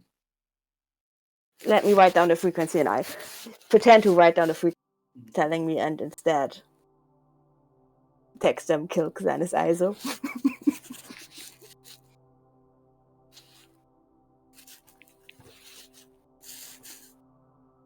Or text the name that they sent me. They gave me. And Okay. I try to keep them. I will keep talking to Xenis to hopefully keep them here while they find their actual body back home. Fuck. Juno. What's happening? Really, Happening? Fuck. Oh, no. Juno is like a little wiggly, holds a spider up and thinking to herself that maybe I should bring you to the next server so I can bring you back to Morgan. And she's like wanting, like, she's just waiting for Karma to text back to what's up. So she's like contemplating and maybe like starting to leave engineering, stretching from like sleeping in a sitting position, rubbing her eyes, hoping that she doesn't look as messed up, but she does. And yeah.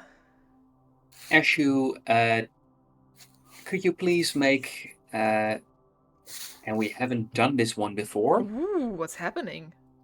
Could you please make an Aaron roll?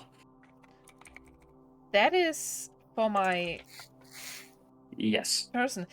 I have no bonuses in this so far, or is it the number of levels that I have in my powers?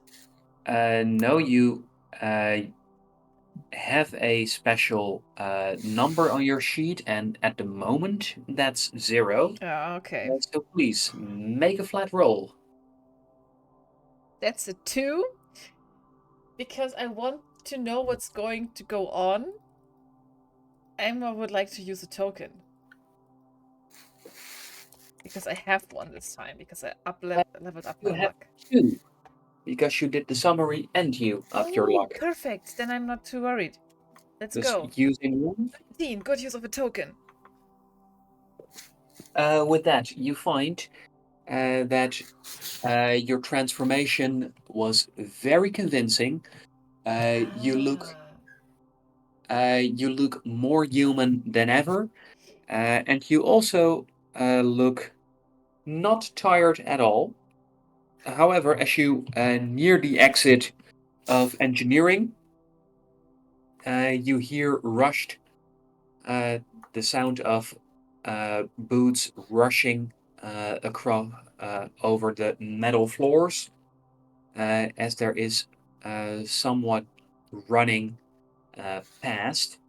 And as you take a look, you can see this figure running past the entrance/exit of engineering.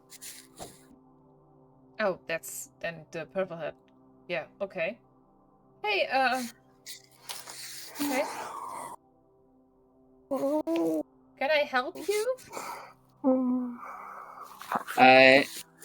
As they yell out, "Gotta go, no time." Oh, that's the other avatar. Sorry, there's like only a slight difference in their facial structure. Okay. Yes, as the avatars are created in series, so they'll always resemble each other quite a lot. Yeah, put them both on stream. Yeah, okay. Do I see them running towards engineering?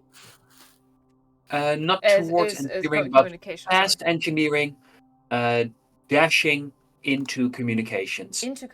That's Karma's department. I'm following. Karma would want to know what's going on with her department, with their department, and I'm going to go running after.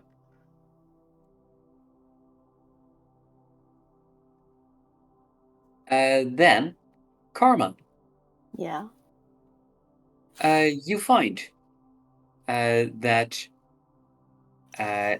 after doing some fake typing and keeping Xenos busy, that the automatic doors open up as another purple-haired avatar rushes in, and suddenly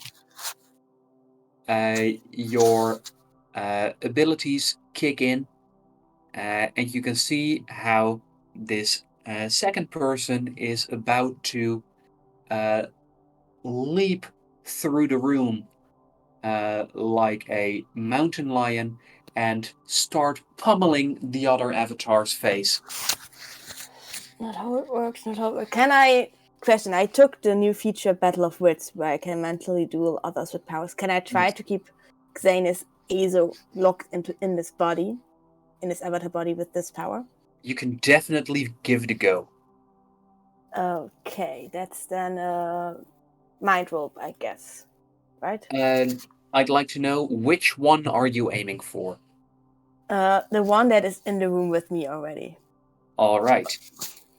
Number 1. And I would probably step in between the two of them to try and stop this attack from happening. Or pull them aside and press them into the wall and just look at them in the eyes to try and A, put myself between the two avatars, and B, lock them in this body. When you say lock them in this body, the one who was with you already? Yes. Okay. Because I don't trust them. I don't trust either of them, but I trust them less because I gave them information. As you plan to stand in between the two, your vision shifts. Please make a brain roll. That's a 10. Juno. Hi. You get to see how the doors slide open as whoever this purple-haired chick is making a mad dash towards Karma. And as Karma walks straight into her path, Karma, you find that this second figure is going to use a move that they definitely taught you in training to get around you. Can I do something, or am I just sliding into the door right now? Can I stop them? Both of you can do something. Okay. I would like to, since I know the move, I probably also know the counter move.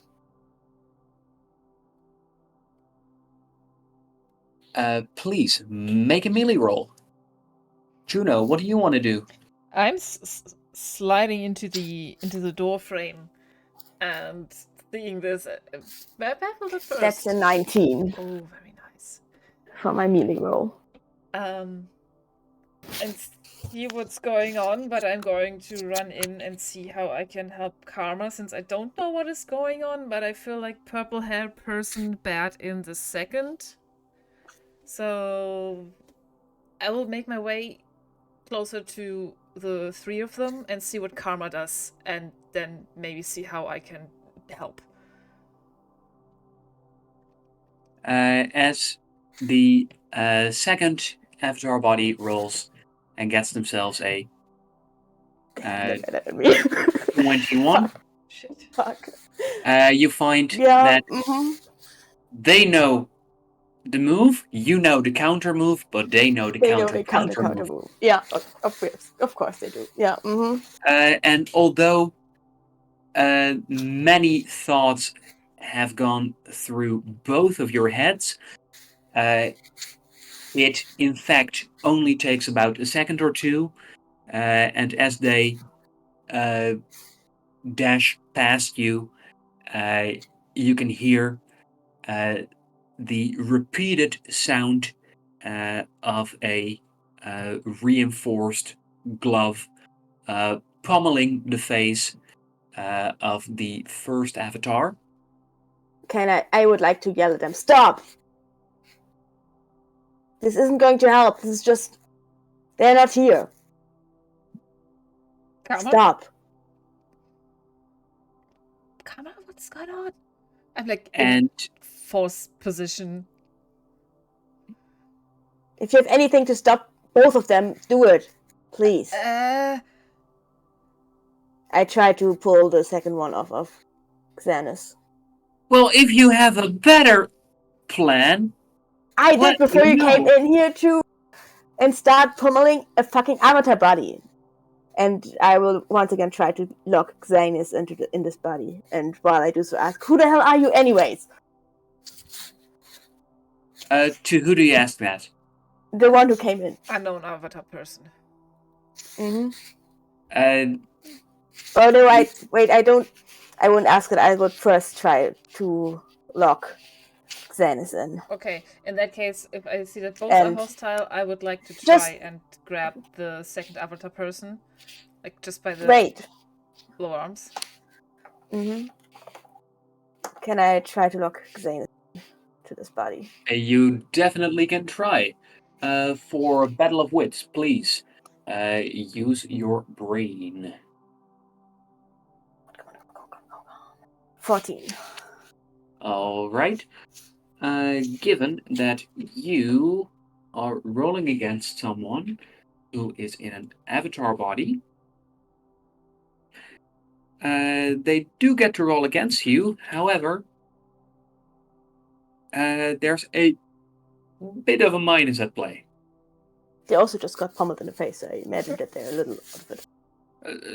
Doesn't help. Definitely doesn't help. Disadvantage. And that is a 7. All right, that's right. I take the avatar body of Xanus and shove them in the chamber where we kept the couple earlier when we started. What's Faraday cage? Caging, I lock them in there and then turn to the other one. All right. They can't hear. Let's talk and hope that the AI isn't too interested in this. Who are you? What is going on? Can I help you, Karma? Just keep an eye on the other one in there. Okay. I mean, you lock the door. Make sure they are not, getting out of their body. Let me know if the body seems to just crumble or something. If I can see after you they shouldn't be able to door. do so.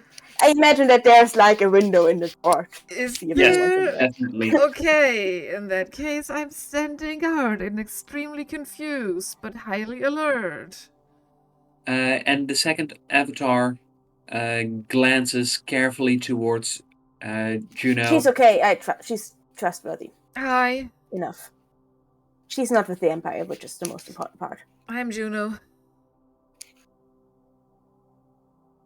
And then the second avatar goes, "Nice to meet you, Juno. Who are you?" The name's Xanus. Xanus Azo. Huh, how was it? But the other one said the name is Xanus Azo. Oh. Yes, the impersonator. But who are they? But wait, if that's impersonator, now that they're an impersonator, how do we know that you're not an impersonator? How do I know to trust either of you? That is what I meant, yes. Well, Karma, from what you just witnessed, please let me know which one out of the two purple-haired people here went through the same training as you did. You did. Which doesn't help, because that doesn't mean that you're trustworthy. I don't know. Why are you here? Who sent you? Who do you work for? Well, it's a Who on the little council hard sent you? It's a little hard to give you definitive proof without being able to bring anything physical. But I've been sent by the king as they have been constantly monitoring the skies to see if there was any signal from you. Mm-hmm. And instead of finding an incoming signal, we found a very strange outgoing signal. The other one that claimed to be you. Somehow someone on your end knew that you were gonna be sent to look for me, and managed to. Oh, that twice. wasn't the plan at all. I was just chasing that one. Okay. And as I got in the ship, I just looked in the systems and hoped for the best to see if I could find your name in the ship systems. And yes, it was there. Mm-hmm. Oh, so you've been Karma's home? Oh, okay. Yes, they are. So you need to find out whoever in that, whoever I just locked into that body, and tell Ikari to kill whoever that is, because they know some information that they shouldn't know. Yeah, I was afraid that We're might a little too happen. late. Who has it out for you The guys? problem with those, who doesn't? I must. That's the problem.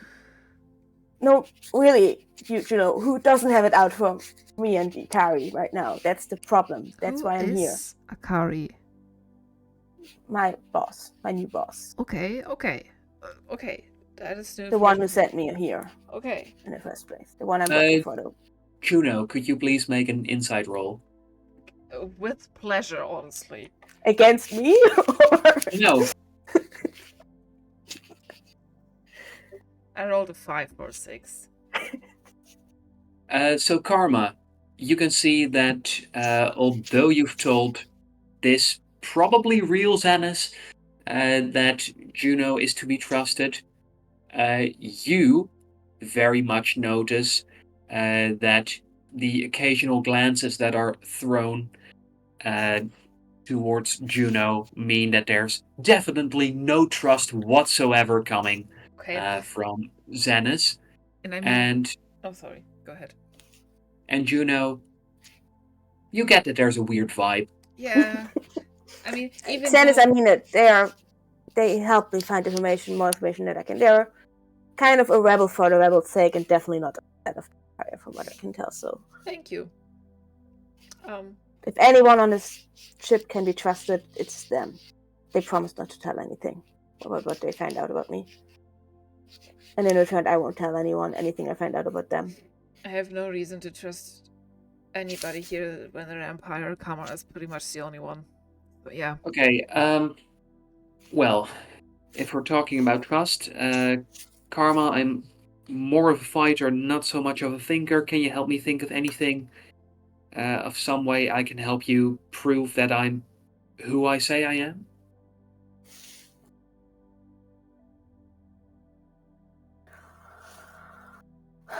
Did Ikari tell you anything about what exactly my mission is, or why they think my mission is important and of use?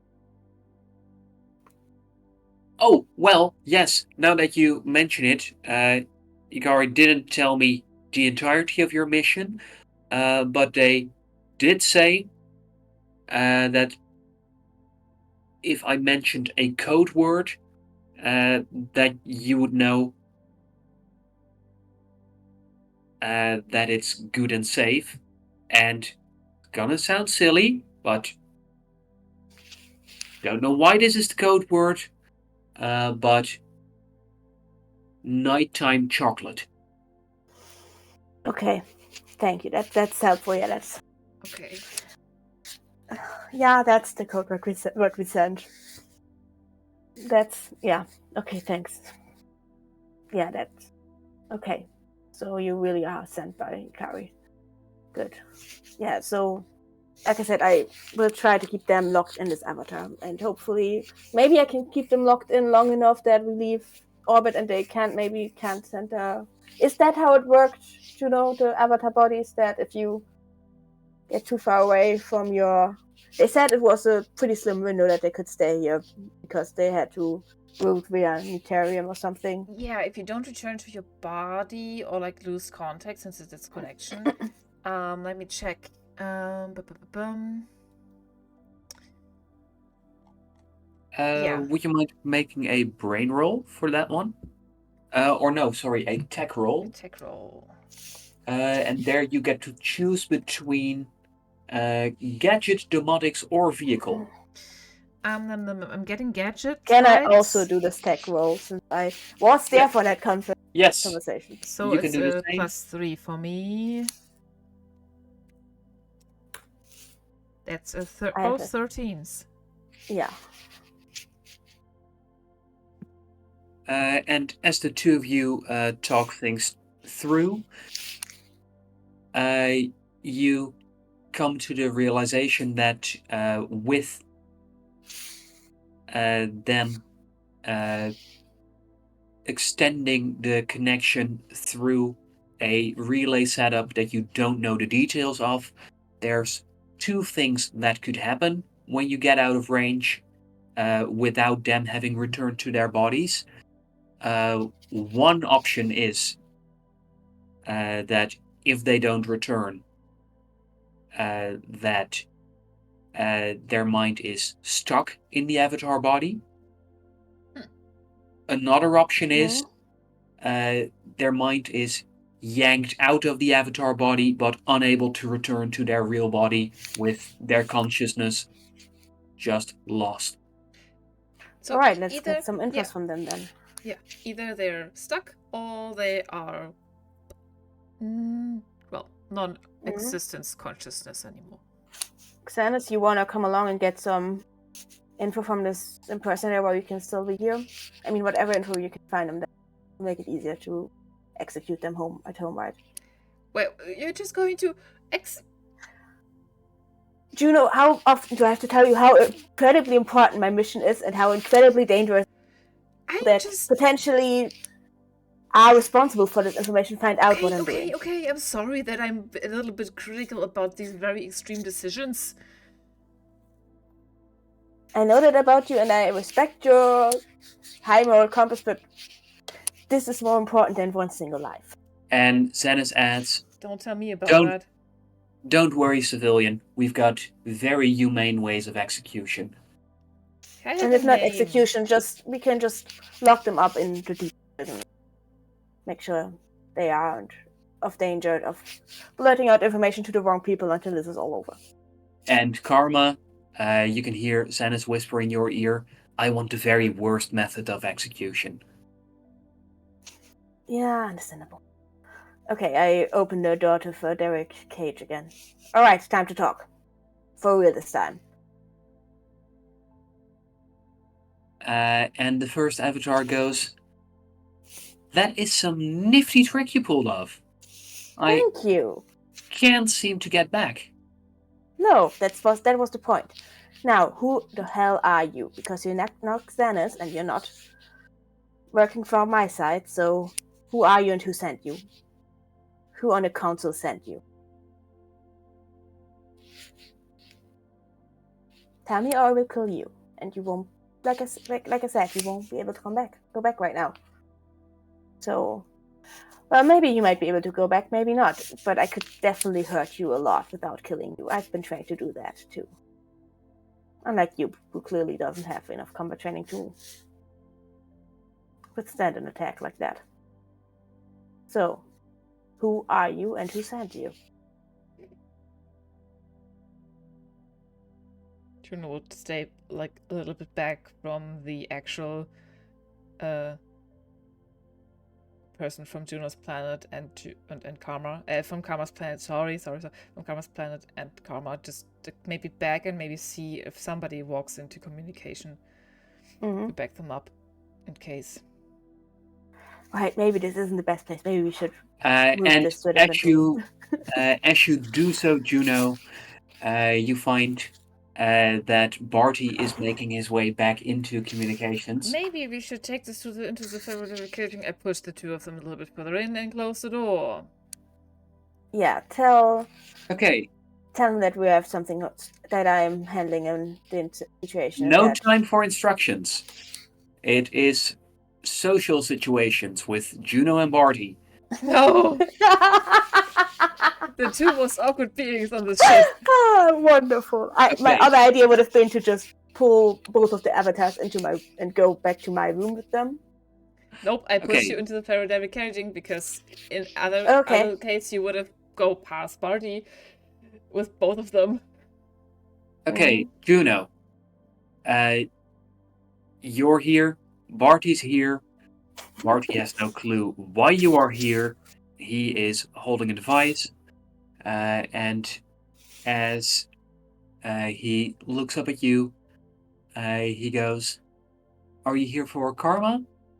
I was like back pressed against the door. And they still had business to attend with the visitors. Yeah, they still have business. There's supposed to be a second visitor. Yes, there Aren't they also here? was Karma. Yeah. Don't worry about it. They are taking care of it. I am just here because I'm waiting for Karma's return because actually we had some things to discuss. How are you, Then Barty? there is Karma. But what do you mean? I think they're on the way towards the avatar pods again since after they discussed what they needed to discuss, the two people will just leave again. Yeah. But that makes no sense. I just got a technical readouts that the visitor from Niterium wanted. Oh, I bet you can just send them over to them. And it's protocol that as a communications officer that I need to meet with the visitor. Okay, then I will shoot Karma a message in that case to wait for you a second and yeah, of course. And you can see that in frustration, Barty is rhythmically tapping at the corner of his personal device. I think I'm not fully familiar with certain communications protocol. Could you freshen me up on that? And with that, Barty lets out a sigh of relief as he goes, "Please take a seat." I will take a seat. Extremely This will take a while. But I will take a seat because this is my perfect outcome for Karma.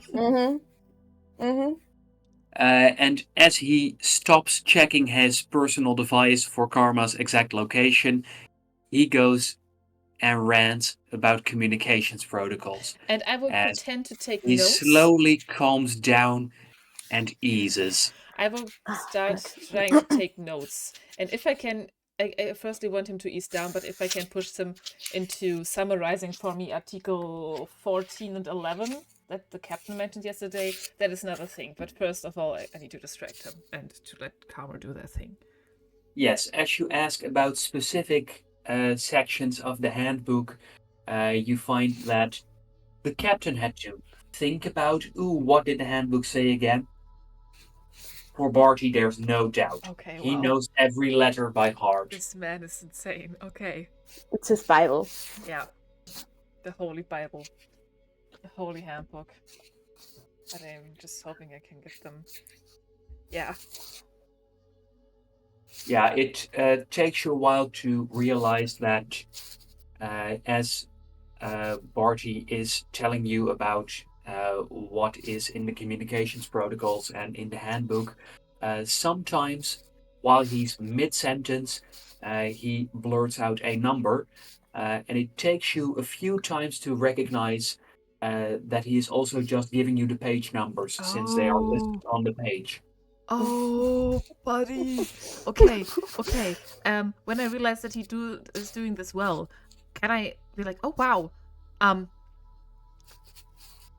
maybe this should be very interesting to my fellow co-workers in engineering. Would you mind, like, I think my co-worker Diego is in at the moment. Do you want to come along before you have to repeat yourself, or? I mean, it's just across the hall, really, and I feel like that our two departments could do better with each other. As he goes, I'm not supposed to be at engineering. I'm not part of the engineering department, and there's no need for communications personnel to go to engineering. Okay. Disagree. Oh, I certainly kind of disagree because I mean, I'm a lot in engineering. I feel like whenever we go somewhere. Mainly because I don't know this, and I think you agree that everybody should know this, and I don't know if my coworkers actually know what you are all are telling me. Well, you and Karma have a special status within the crew, and it very much peeves me that it is not sufficiently described within the rules and regulations and protocols. But given that you have that status, I can understand that you might need some time to familiarize yourself, but your fellow co-workers in engineering, they should just know the handbook by heart, Okay, yeah, okay, or at least their relevant sections, right. I can't get him out of the as room. stated in the introduction of the handbook. Okay, so I can't get him out of the room right now. Okay, shit. Right, I'm going to let him read on. Okay. So, Karma, Mm-hmm. what's going on in that room? I would have pulled my knife out and started twirling it threateningly and asked him again, who are you and who do you work for? So, how are you going to explain the damage to an expensive avatar body? Because I figure something out. well, no one else knows about this. If you got it to ribbons, you're going to look like a complete psycho. I figure something out. I'm friends with the captain. It's gonna be okay. I have friends in engineering with the captain. My friend that just left is really good with robotics, androids and stuff. Well, that's good information. I'll keep that in mind. Is there anything really else? Not that good information. Anyone that meets them knows that. It's your turn to talk. Who are you and who do you work for? I step closer with the knife. I don't want to have to hurt you. Like you said, this is an expensive body. I wouldn't want to damage it unnecessarily, but I will. And I've been trained to. If you know anything about me, you know that. So, who are you and who do you work for?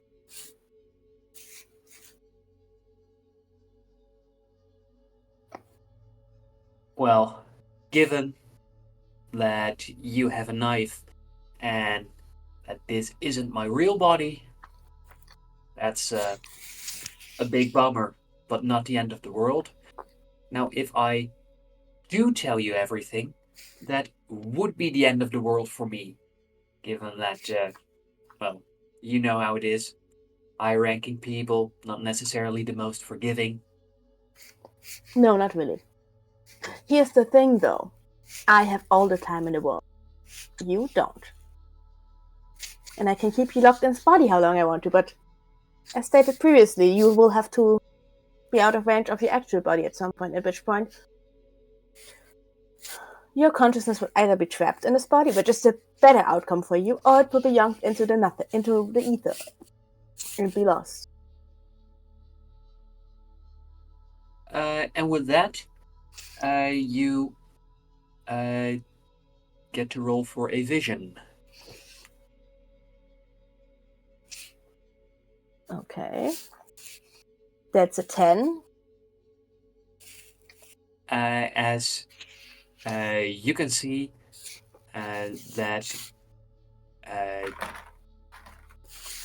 the avatar body that you're interrogating is going to make a dive for the knife. And given what you discussed with Juno, you may have blocked mentally logging out from the avatar body, for lack of a better word. But if they die, then they will be sent back. So I will try to keep them from the knife and stab them in a way that I know will hurt, but not kill them instead. Then please, as you can see it coming, you get to make a melee roll, as the surprise does nothing to you. So please roll with advantage and your full bonus. That's a 12. I will use my token. Yes, leaving you with no more tokens. That is one reroll.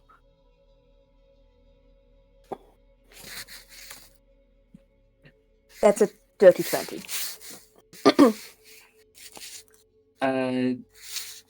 When I said one reroll, that means that. Oh. Shit. Yes.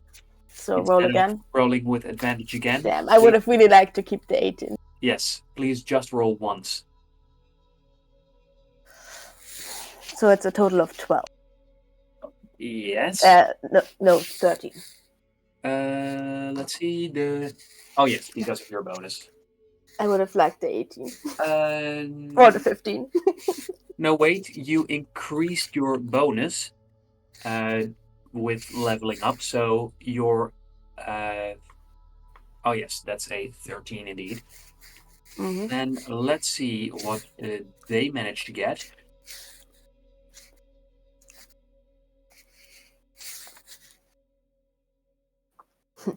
And that's a 5. As they leap towards you, tell me, what do you do? I probably cut, like in the shoulder. There should be a part where you can step into and basically immobilize the arm without actually the person without damaging anything vital. So I would try to dismember the dominant arm, whichever one they use to try to grab for the knife. They were leaping out with both arms ahead of them, indicating a clear lack of combat training. Then I would go for the right arm, since that's for most people the dominant one. And in doing so, you do manage to plunge the knife deep into the shoulder, underneath the shoulder armor. Xenis delivers a quick kick to the stomach. Now, that was just plain stupid and reckless. So, want to try again? Well, if you're asking, preferably not. But you still have so many limbs that I could remember. Is able without killing you. Who are you and who sent you? Who are you and who do you work for? Well, I don't really like where this is going. I'm sorry that this is a little cliche, but I do need to try it anyways. Sorry, Sean, you did overdrive, you cut out. As the second avatar body starts crying out for help. Can I rush towards them and clamp my hand over their mouth? Isn't the Faraday cage... Can I make this room soundproof? Is this room soundproofable? Yeah, I was about to say, it's a Faraday cage. Would I know that? I would know things about this cage, so... The Faraday caging means that it cancels out electromagnetic fields. Yeah, but is the room also soundproof? That does not mean it's soundproof. However, the sound is dampened quite a bit. As Barty makes a perception roll. Can I do something about that? Please also make a perception roll. And yeah, how much do I hear and can I do something about it? Oh, I rolled a 5. I'm sorry, Karma. Fuck. As Barty gets a 19.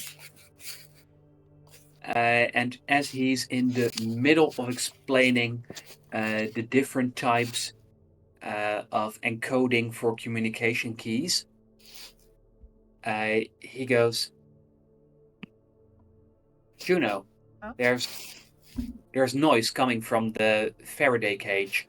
Since that is behind me, I'm personally maybe grow a little bit pale. I established that I'm a bad liar. But then kind of panic and start pressing something that is on my person, on my arm, and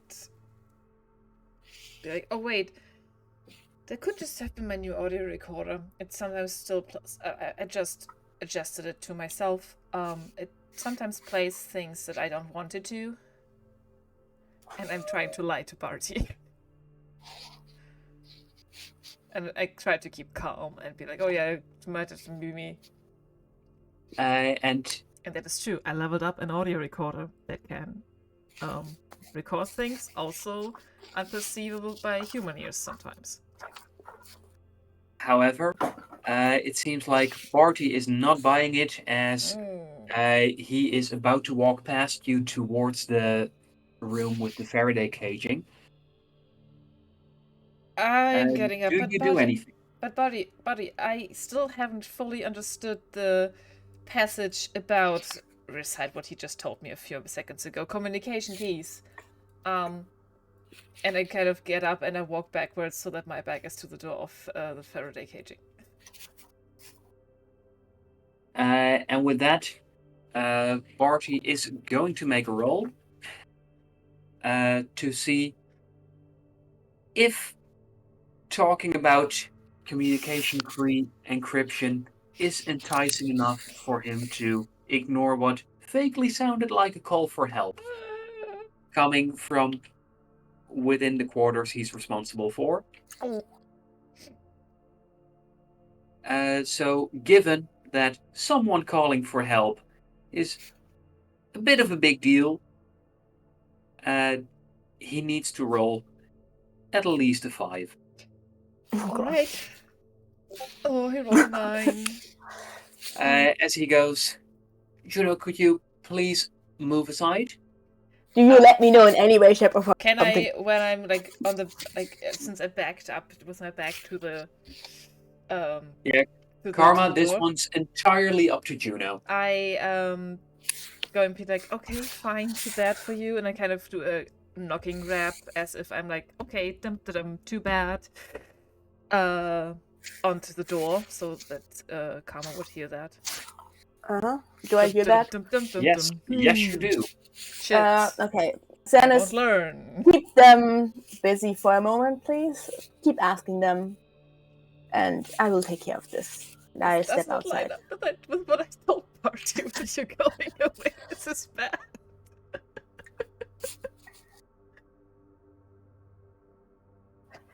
So with that, does that mean that you open the door slightly and step out so you can talk to Barty without him looking back in? Yeah. Hey, Barty. You're back. Karma, you're not supposed to be here, and there were sounds coming from the room. Yeah, that was me. I have, as you might know, me and Juno both have special assignments from the captain, and this is part of one of them. I would tell you more, but it's above your security. And I'm, per protocol, not allowed to tell you. So... please, Karma. Mm-hmm. Since you just stabbed someone, please make a luck roll to see if there's any blood on you. Please just stabbed someone, dear. That's a 6. This is... Oh no, please don't knock out Barty. And Barty goes... Karma, there's blood. And he points there. What's happening in the Faraday cage room? Like I said, captain's orders. Nothing you have to concern yourself with. Even Juno looks a little panicked now. Above your security clearance against protocol for you to know.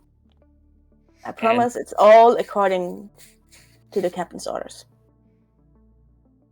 And with that, you can see how Barty starts to brush his middle and index finger of one hand across the thumb of his other hand as he goes, "This is not okay, this is not okay, this is not okay." Barty.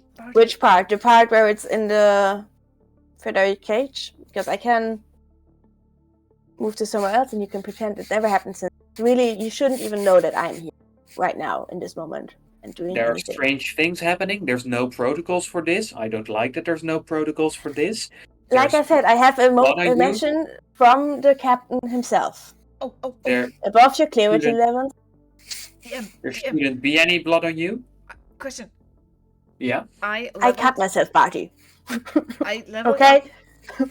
We leveled up today. We are level 4 since today, and I got from my prosthetics and my level up. I got my audio recorder. Yes. And I was with the captain yesterday night. Yes. And sometimes Juno likes to record things, as I said in my backstory, that might be important to listen back to remember things. Yes. Is there a chance that I still have that I have audio recording of the captain, for example, stating to me when I ask about laws that the captain sometimes has an overruling about actions that we do in his name for certain things? Please make a roll to see if you can quickly find that piece of the recording. It is on my personal device, on my personal body. Can I I apply my tech bonus, my brain? You use both your tech and your brain bonus for this. So it's a +5? Yes. Because it's my robotics? Heck yes. Or you could use It's gadget. a natural one. Fuck me. Oh god. I'm trying here, okay? Oh, what do we do? Shit. And does that mean I play something that Barty isn't supposed to hear? It's a natural one. And as you go to try and play the captain's explanation of Article 14, you just hear the captain go, "Well, I have opinions." Okay. Oh, that wasn't supposed to. And with that, Barty makes a motion for the door. Barty, I can't let you do that. Please, please. As he goes, I step in the way of him and the door, between him and the door. he goes, "Sareen, please open the door." And with that, the door opens, and he can see two avatar bodies behind you, with one laying stomach down on the floor, with their hands on their back, being pinned down to the ground by a very similar looking avatar body, with blood gushing from their shoulder. Oh, so the bad one took Barty? over. Oh. Come on, what did you do? Barty, listen. This looks worse than it is. First of all, I swear I got it under control. The one that's bleeding. Do you know the good fin bad fin theory? This is a communications disaster. Yes, it is. Yes. You're not supposed to stab visitors. Visitors should not be stabbed. That's a giant breach of protocol. What's the protocol if the visitor is in question is impersonating someone else that they're not, and is actually a danger to you or the crew. Then you're still not supposed to stab them, and people shouldn't impersonate each other. That's a breach of Yes, protocol. they shouldn't. Yes. Now, since this is not a communications issue, I should probably take this somewhere else. So These are avatar bodies. That's part of communications. Because we yes, deal with visitors. Marty, please just. I promise I will explain everything to you. Okay? Just let me Then handle please this. do. Please do explain. Yeah, please do, because Like I this said, is... I was giving a mission, an important mission. And in order to fulfill this mission, I need to make sure that the people that know about this mission are trustworthy and won't tell the wrong people about my mission, because otherwise my mission will be in danger.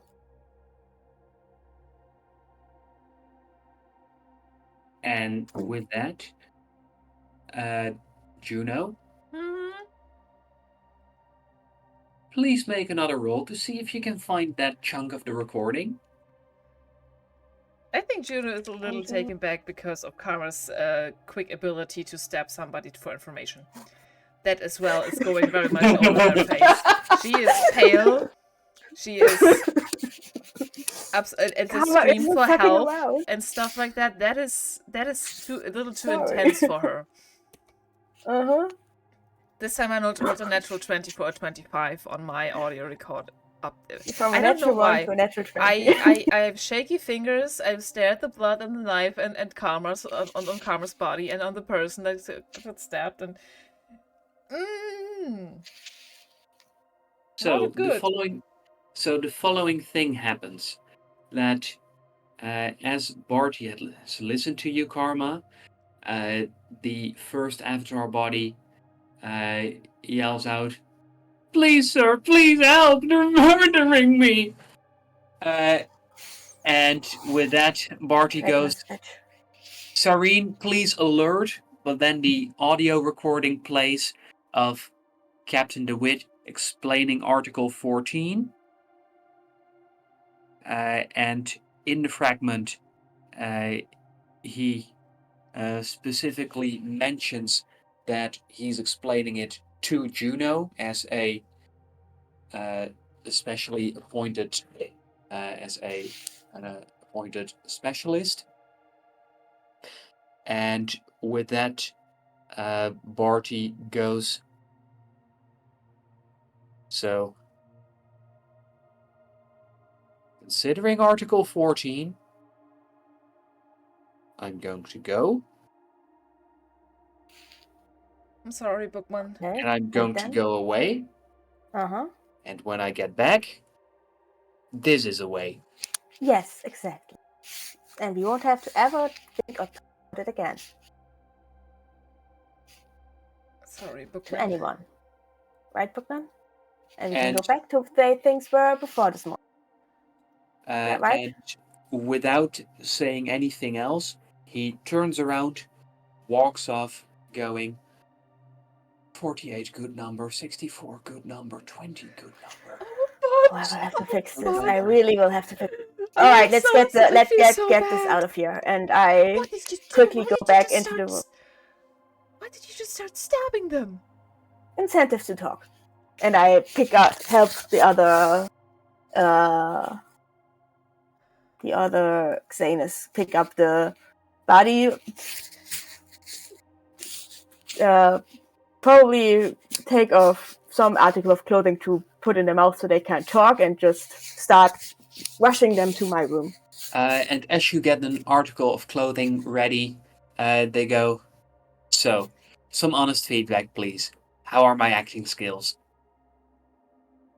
I force it a little too forcefully into their mouth so that they're choking. But Juno is similarly unnerved as Barty.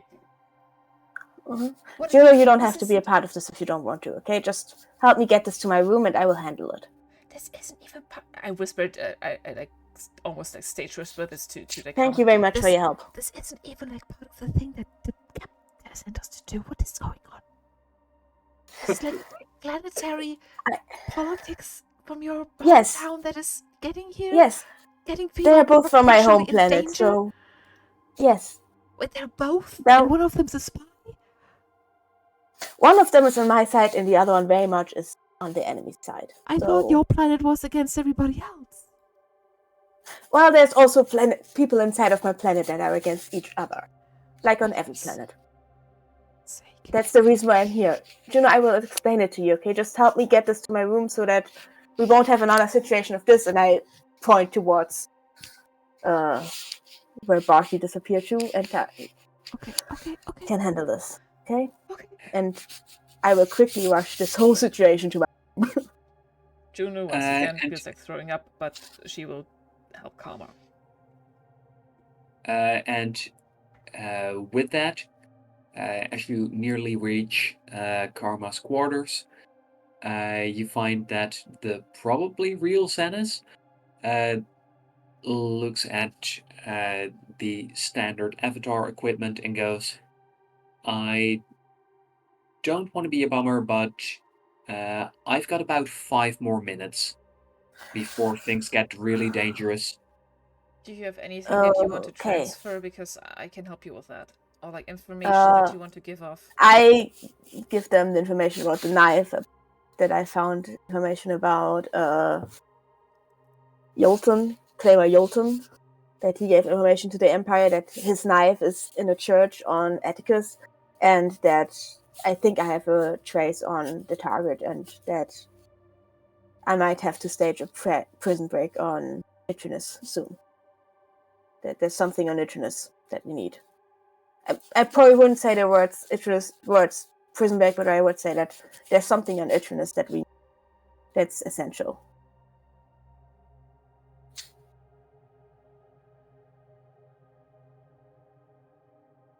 And with that explanation, Xenis goes,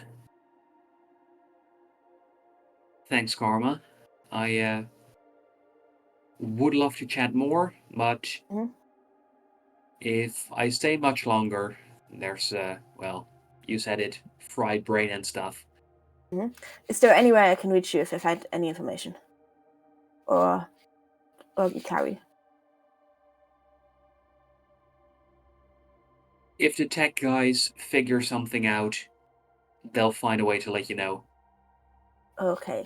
And I also give them the frequency tech Xanis gave me for communications.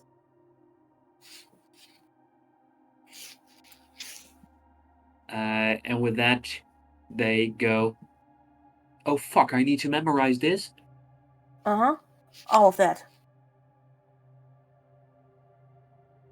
Shit. And with that, Xenis, makes a brain roll. Xanis is a soldier, not a hacker. No, the soldier, not. 12 is not too bad. And with that, it's a little past the time when Xenis said they needed to go, but then it's, I think I've got it. Go. Gotta go. Go now, quickly. And with that, the body drops to the floor motionless. I try to catch it so it's not too damaged. Karma already damaged another body today. It's bad. And I will continue rushing the... Can you bring this body back to where it needs to go and then meet me at my room? Are you sure you'll be fine? I'm looking at the both of them bloody. I'm good. They maybe won't be, but I'm good. Go. Meet me. I will talk later, okay? I promise I'll explain everything as good as I can. Okay. Juno, since they are a little bit emotional, distressed, might again have like panic tears, not like sad tears, but like panic tears, and start getting the body back to the avatar pods. And if I find like a person that doesn't look too unpleasant to ask to help me, since an induced avatar body just had to leave in a hurry, and I would like to get this back to where it belongs, I would ask for help. Then please make a luck roll to see who you run into.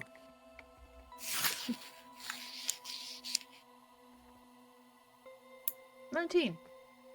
Ooh, 19. Very nice.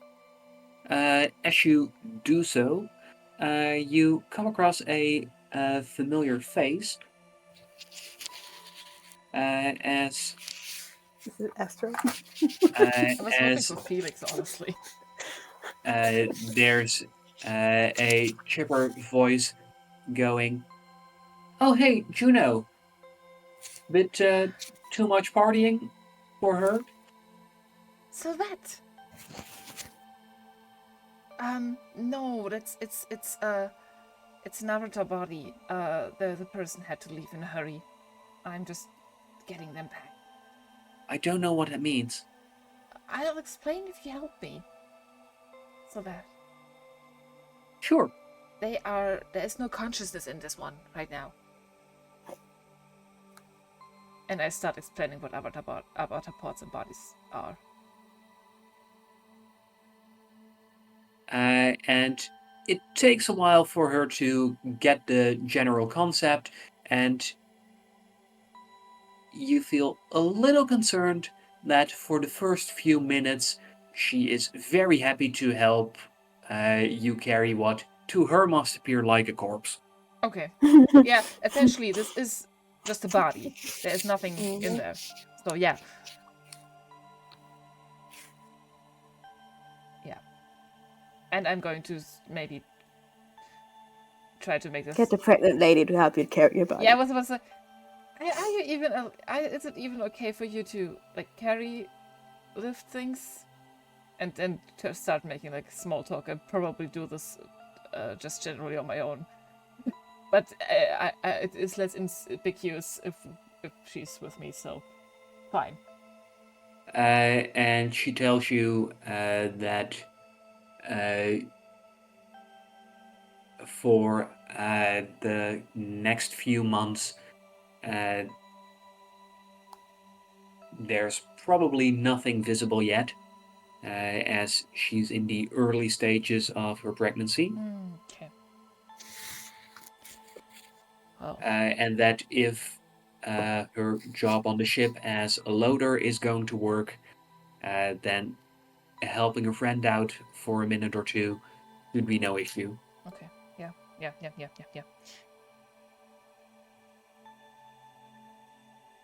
Okay. I'll bring the body back with her.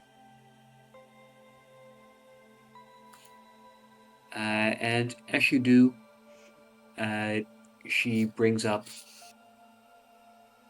so that's some pretty cool tech. Do you think that it's a good thing to use for, very painful things like surgery, childbirth, just zone out, move into another body, and you won't know what's happening? Well, your actual body would have to be attached to the pod itself, so I don't know how far like surgery or like other things can go, because no. Are you thinking about... I mean, I don't know how far that extent goes, and I would have to look up, but I bet it has been used before. It has been used for work. Are you thinking about doing that for childbirth? Well, to be honest, and I very much love the idea of being a mom and of Avon being a dad, but the part where I need to push a person out is not the part I'm looking forward to the most. Right. I see that point. But I have no opinion of this, nor do I know a lot about childbirth, so I don't know if I can give you advice on this. I can look up avatar bodies for you if you want to. These are so different problems from what problems Juno and Karma are having, and I don't think Juno is in the right mind to answer properly. These are also problems, yes, of course. These are important problems. But it's like, oh darling, oh darling. Oh, And as Sylvette looks at you, she goes, "What's going on with you?" a lot. Yeah, you. No offense, but you seem a little distressed. Learning a lot of things, doing my special job. Don't. It's fine. It's fine. Thank you. I'll have to hurry with this because I need to help Karma with something. Maybe we can talk later because I. Well, if you want to relax, I'm making friends on the ship, and I think that soonish there should be enough friends for a fun girls' night. You'd be welcome. Sure, that would be nice. I remember Astro's party tonight and might start crying. Yeah. Yeah, and we'd probably, like, somehow bring the body back, and as soon as we do, I say a very, very quick goodbye. If you don't want, I have to get back to Karma. Thank you very much. I will be in touch with you. Say hi to Karma from me, please. I will, thank you, and I jog back, like, speed walk, don't be suspicious, but very suspicious speed walk back to Karma's, quarters. So, Karma, there's a body in your room. Can I try to tie them to a chair in my room? Yes, you can. With what? I would probably take the sheets and use them to bind them. And as you do, you can hear the avatar body going. I hold up a finger. One moment. And then I tie them up and take the thing out of their mouth. Now, if you want information, it's not the best move to gag someone. Yeah, well, you were making a scene. Just a tip. Now, back to my question. Who are you and who sent you? Well, I wasn't making a scene, I was putting on a performance. And, judging by myself, doing a mighty fine job. Who are you and who do you work for? I feel like we're going in circles. Who are you and who sent you? Okay, changing it up a little bit, like where this is going, wondering where it'll end up. But still no.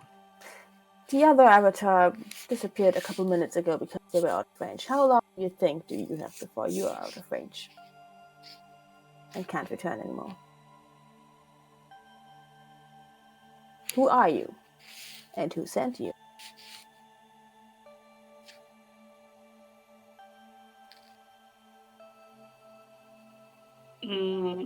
I'm gonna pass on that one.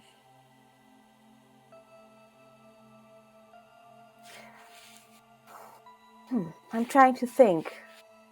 Would you like me to cut off another arm? Or should I go for the eye this time? From what I remember from training, injuries to the eye, very painful. A lot of nerves in there, in that region. There is, of course, also fingers that have a lot of nerves. You could also go for tearing out your fingernails or cutting off fingers. What do you think would hurt you more?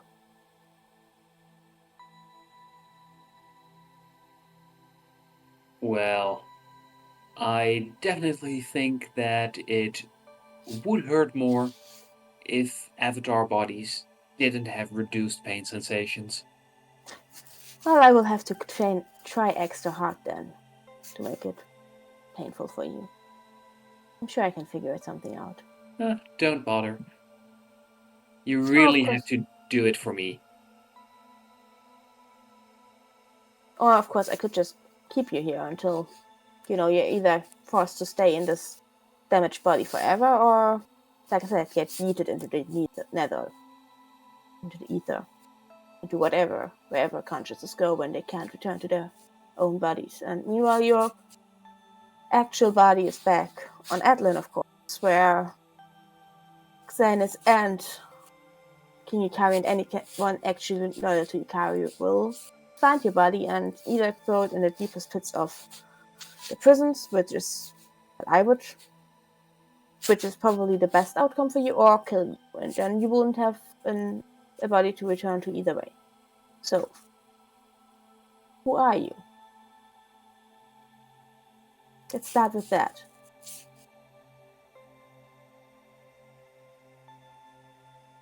Well, given that you're so insistent, the avatar makes a roll.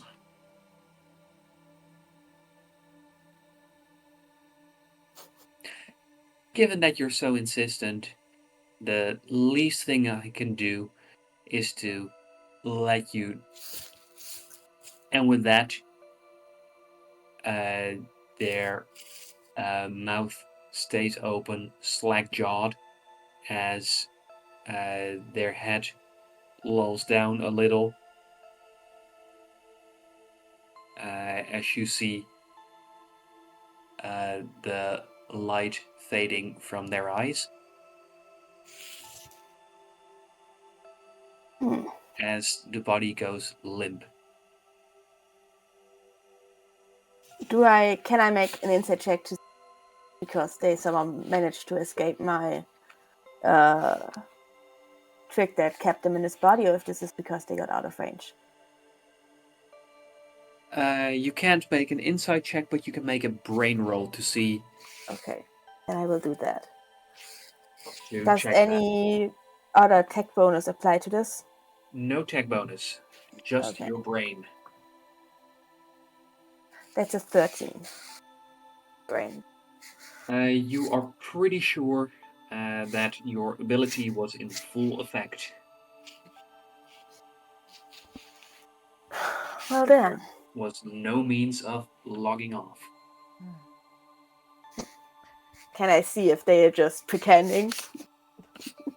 I just go to stab them again. I'm not there. Mm-hmm. No, I would probably just punch them. And when you do, you find no signs of life. Alright then. Well, at least they won't be able to return, hopefully.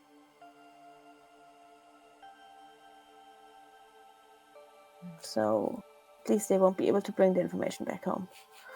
That's good. I will step outside to see if Juno's coming to help me with the body. Just cleanup crew here, huh? Juno. I might have not like a quarter of the way to Karma's room. I had like an epiphany. And that is how I can't help Karma if they're just trying to torture the body. That is not something that I want to do. That's not something I want to see. So I'm thinking, okay, what can I do? What can I do? What can I do? And I don't know enough about avatar pods, but we do have them in engineering, so I'm guessing that we have like some sort of basis on this.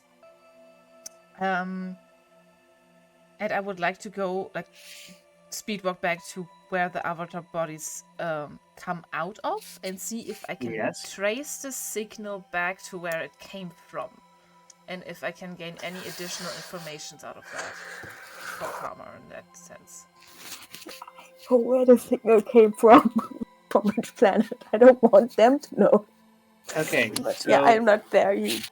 I'm trying to help without hurting people. Uh-huh. Very kind of you to try to help, yeah. So when you go to the avatar station, that's uh, next, that's below engineering, below where the outgoing avatar pods are kept. Mm-hmm. And it wasn't included in your tour of engineering because apparently your co-workers see this more as a communications thing. Mm-hmm. I think that's what Barty mentioned. Yes. Mm-hmm. And as you're there, this is while Karma is interrogating their prisoner. You can see that there is one empty avatar station, which on its display showcases all sorts of data about the ongoing mind link. Please make a tech roll. For this, you can use either gadgets, vehicles, or domotics. Your gadgets has Gadgets. +2. I would like to take gadgets, so it's a +3 for me. Or do I add Yes. yeah, okay. No brain add. Okay. Well, this is operate, so 2 from gadget, 1 from operate. It's a total of 15. Let me check the operate table. Oh yeah, right. How is this classified? Let me check. Is it small, medium, or large? It's not huge or extreme. Let's have a look.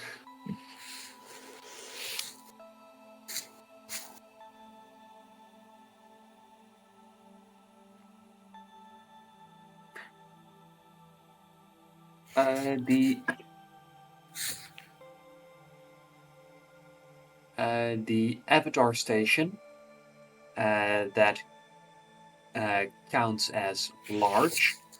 However, given that you're operating and not doing something more complicated, a 15 is enough. Yeah.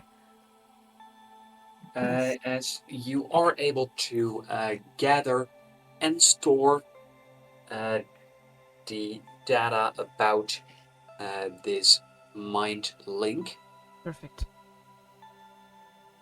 And there's too much for you to read through all at once. But you are able to find that you have captured all of the data. And I will probably also have maybe like a timer that I see when they're out of range. No, there's Okay. no timer. However, there is a warning sign indicating that the maximum range has been superseded. Well. And also, a few moments later, you can see how the station deactivates. Fuck. Oh, fuck. Realizing what that means, that the person is dead.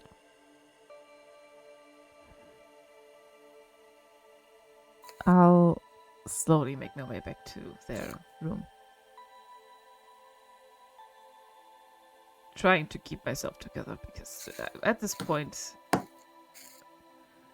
it's a rough day. Yeah, sorry. Not well, maybe your fault is kind of I'll go back to Karma's room. Yes. As you arrive there, you find Karma in their quarters together with a tied-up corpse, or at least lifeless avatar body. And as you do, the both of you receive another message from Niterium. Okay. I'm not looking for mine first. I'm From the just... computer. No, this is more important right now. I can read that later. Yeah. I Me too. I I just was clarifying that it's not from some kind of person, but from the computer. Mm-hmm. Okay. Yes. Yeah. What do you have to say? They're gone. Yeah, I know. I understand nothing about this, and I'm upset about this, Karma. I understand. Ask whatever questions you have, and I will answer. Why did you react so brutally to this, and why did they have to? I know they're not. They essentially died. You tortured them, and then they died. Yes. Yes. Tell Is there me anything why. you can do about this avatar body? Huh? Your expert opinion, is there anything we can do about this avatar body? It's not that I didn't kill it. I just... Well, you kept it here, and then the Touched his arm. consciousness slipped into oblivion. They are essentially Yes. dead. Yeah. Yeah. Good. Good.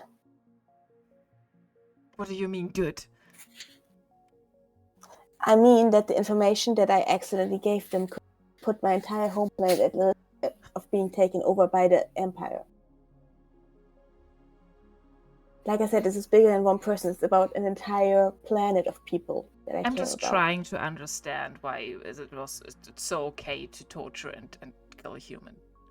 Because that's what I was trained to do. No, not human, but I'm not okay with this.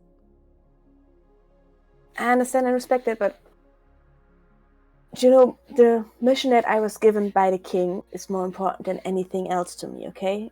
More important than this ship and the Rift and the Empire, whatever is going on with the Empire and my own life. Then give me the details on this bloody mission. Because so far I know you're looking for something. I'm looking for the people king. Die. Wait, what? I'm looking for the king. The Akari person that you referenced? No, Ikari is the new king that they crowned after my king was declared dead after going missing during the attack that I almost died in. That's the person you're looking for. It's not a thing, it's a person. Yes. It's the most important person on my entire planet. What happened to them? Like I said, we were on the surface of the planet just doing some routine checks as we always do, and then there was some kind of attack and something exploded, and my memory of what happened is fuzzy after the explosion. I just know that I woke up in a hospital with one or two other members of the guard that survived, and he told me that the king was essentially declared dead because they assumed that there wasn't even a body to recover, which I doubt because Cassian wasn't even close to the explosion. He was next to me when it happened, or right in front of me, and so they shouldn't have. If they got killed by it, they wouldn't have been obliterated by it. Do you see a genuine look of compassion on Juno's face about the explosion, about not knowing what happened to you? So I need to... Ikari agreed that I need to find Cassian. Because someone took him. If there's no body, and there's the probability of him having been obliterated by the explosion, that means that someone took them. And they're not on my home planet, therefore they have to be somewhere out here. And I need to find them. I understand that. What other party is working against you? Is it the people that have staged the explosion? I Is don't this know the who staged people the that... explosion. I don't know if it was the Empire, but I think, given how secretive my planet is about everything to do with it, like, I mean, as far as the people on my planet are concerned, it's best if the Empire doesn't even know we exist. Therefore, Yeah, agreed. Like, and I genuinely. think with everything we know about the Empire, that maybe someone on the inside is thinks that my home planet would be better off working with the Empire. Absolutely not. And since the current ruling family disagrees with that, Ikari's family, the ones currently in the throne, and since Cassian was a very powerful king, they probably tried to get rid of him. Very influential. They were very influential politically.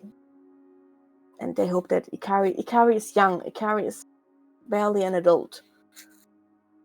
They weren't ready. They weren't prepared yet to take over because they were so young.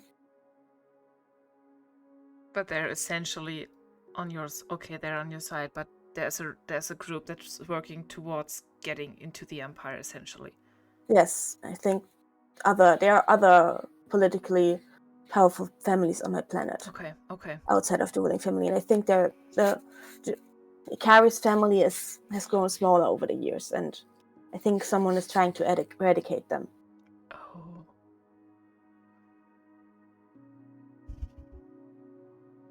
Right. Are you the only one fighting against this, or are you just an outside person here? As far as I know, me and Ikari and apparently Xenis, the real Xenis, are the only ones. Okay. I don't know if anyone else I don't know who else on my planet knows or is working on the side of whoever has done this. Therefore, I can't trust any of them. Not until I find Cass. When I find Cass, then I will know who to trust. Because I can trust Cass, and whoever Cass trusts, I trust. And that is the Nigerium person that you, or you think the person that you need to get from Nigerium?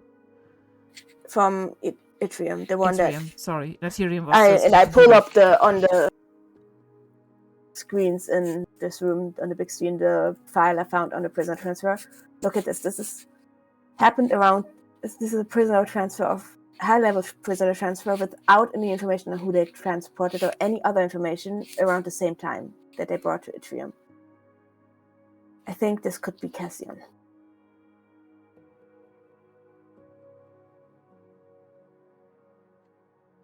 Okay. If I help you more, will you also listen to me a little bit and stop being so brutal about this? I'll try, but because I don't know what to do about this, and I point at the hurt avatar body. I don't either. Is there a way to fix the body? It's a physical body. It needs Do you think we could just biomatter eat attention. it? There is a body missing. Don't you think the bookman will absolutely behead you? He will already behead me. Let's be real. Is there anyone we can go to would be able to? Is there I open my personal on the ship to find out who. We will figure this out. First of all, here, and I quickly transfer Karma the information that I could pull from where the fake person, the spy, came from. I could pull this from the avatar pod. I knew I didn't have much time to get back here to actually talk to you. I will look at information. If there's anything. Again, sorry about all of this. I didn't want to pull you into this, Juno. Well, like said, you are also the only person that's not in the Empire that you can trust. Mm-hmm. And I have my own reasons. Mm-hmm. I have very new reasons to not only distrust the Empire, but to actually hate it. Help me find Cassian, and I will help you with whatever you need. I don't think that you can help me with that. I can try. That's very nice of you, but if nothing else, I could offer you a place in the Empire afterward.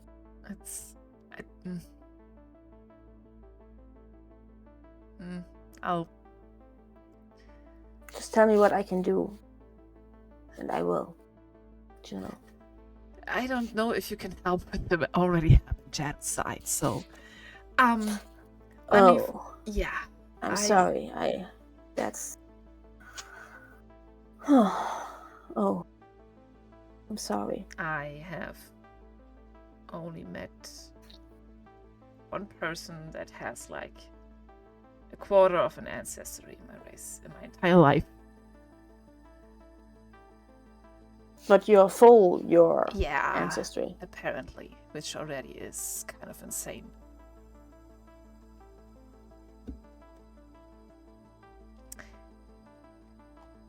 So they eradicated 80%, and that wasn't enough. Oh, shit. You need to tell me about this later. We need to fix this first. Right. Body thing.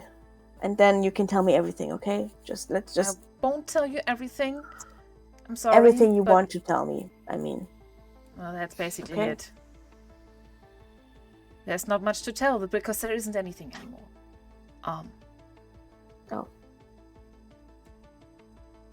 Oh, yeah. I'll ask. There must be talking about Bookman, by the way, there must be a protocol of what to do with damaged avatar bodies, right? There must be some sort of line of... fuck, I will have to look into this fucking handbook again, won't I? Can't we just call an actual doctor in here and ask if they can help? I don't think that you should bring them in here because I point at like the restraints and the chair and the... Let's bring the... We could take the restraints off and... Yeah, that's what I meant. Can we just take this to Dr. Asclepius? He's a doctor, he fixed my shoulder. Yeah, sounds fine. On the ship. I feel like they should probably... Or is there an expert? Can I look in the manifest of people on the ship to see if there's someone who would be... No, sorry, that's a robotics. We can't go to my new best friend, Dr. Carlos Morgan. That's robotics. Well, Dr. Carlos Morgan might be happy to look. I don't think that I don't will trust. help, I don't want. I don't want that. My body. I feel like Dr. Asclepius would probably be. I mean, he's a general practitioner. But could he be helpful with this? Yeah. Dr. Xenos. So you feel like you need a specific practitioner here? I mean, It's an artificial body. Thinking That's if there's weird to assume. Yeah, let's go to Dr. Asclepius.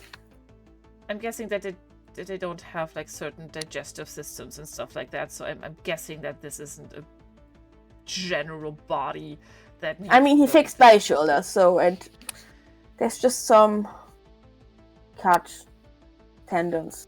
This one. I was careful. I made sure that we can tell that the visitor accidentally stabbed themselves.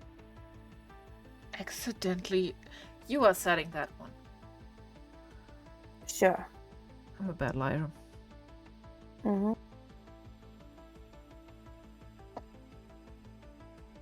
And I hoist the body with my robotic arm. I help. I helped carry the body to Dr. Asclepius. Medical, yeah. Mm-hmm.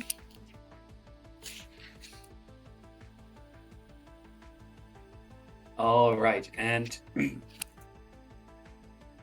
as you do so, please, both of you, give me a flat roll.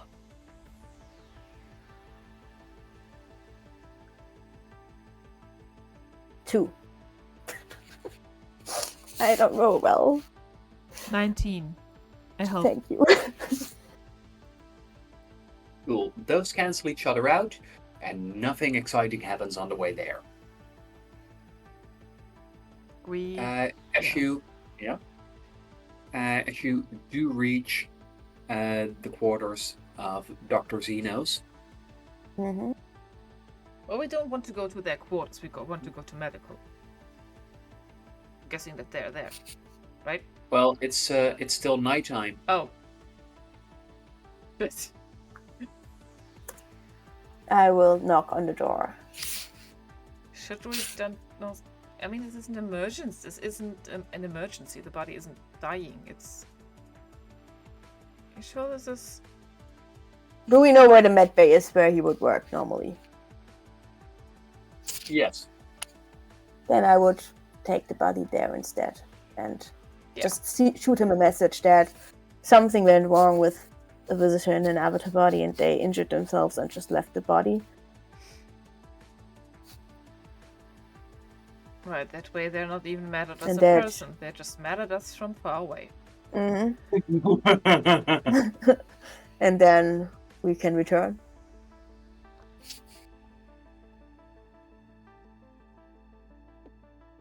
Yeah. Okay, return to your room. Yeah, Okay. and sit that's in where the- we're not getting listened in on. I sit in the chair where the unconscious body sat in. You don't have to sit in that if you don't want to. It's a chair. I'm going to sit in it. Okay. Is there anything else you want to know or talk about? Well, I feel like you told me a lot, and that's a lot to process. If I have questions, I will ask them. And Okay. I also have some things to talk about to you. That's the thing that I wanted to talk to you about in general. With the I talked to David last night.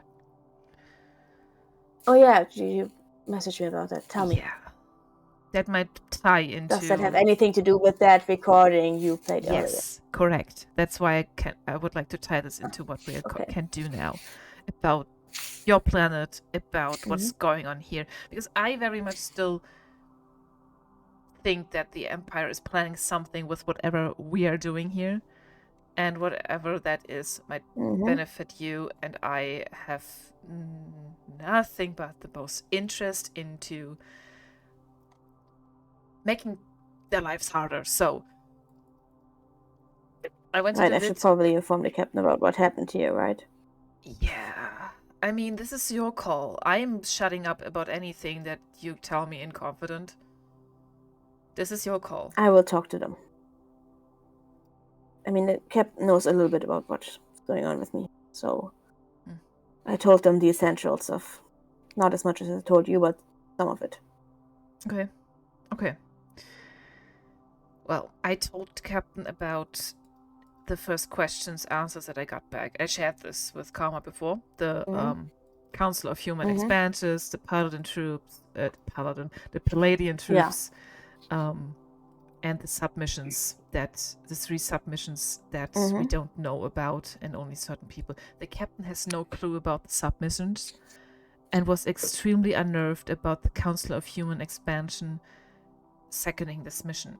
It's like a very small high empire council with a very low chance of like even knowing about this mission.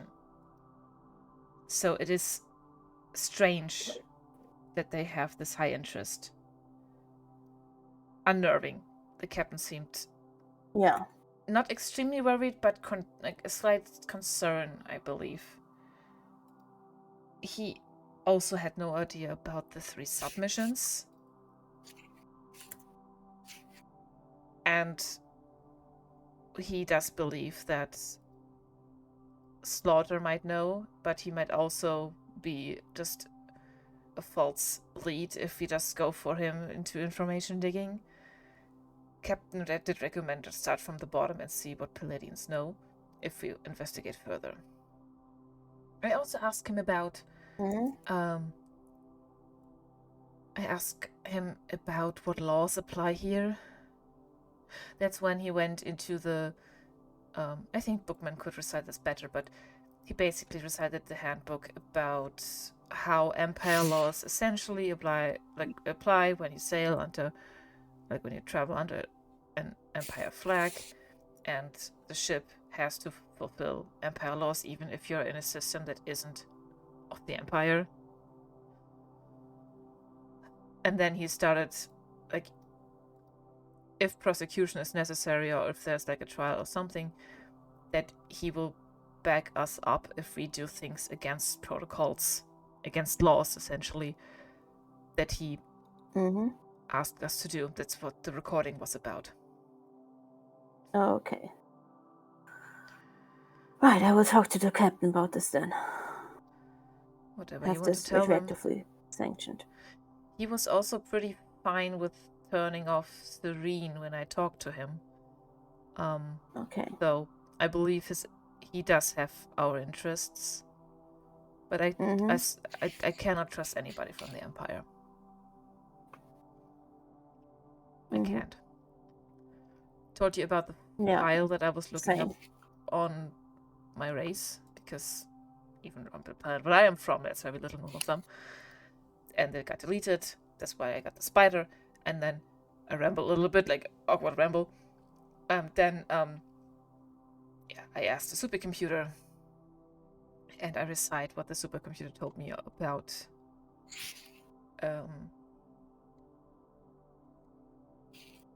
the Arene and how they got eradicated, and also that nothing is known about Project Avalon 120. Okay.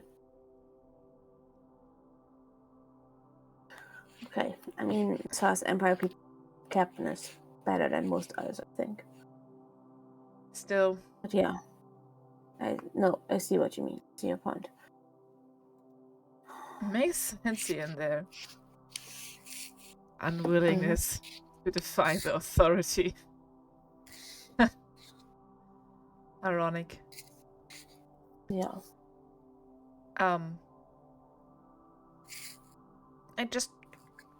One thing. I get it. I also woke up and could not remember things. I said I never met another Arene in my whole life, but the whole life that I've known isn't that long ago, I guess. What does that mean? What do you mean? That long? Have. How long? No memory from. I believe my memory starts 7 months ago. Oh, so you forgot, like everything, clean slate, blank, wiped. For me, it's just that one moment, but for you, it's like everything. Essentially. Oh, that's shit. Why I was so surprised I spoke Haitian. That is why I was surprised to understand the sign language of the moto. I don't know that I know things until they happen to me.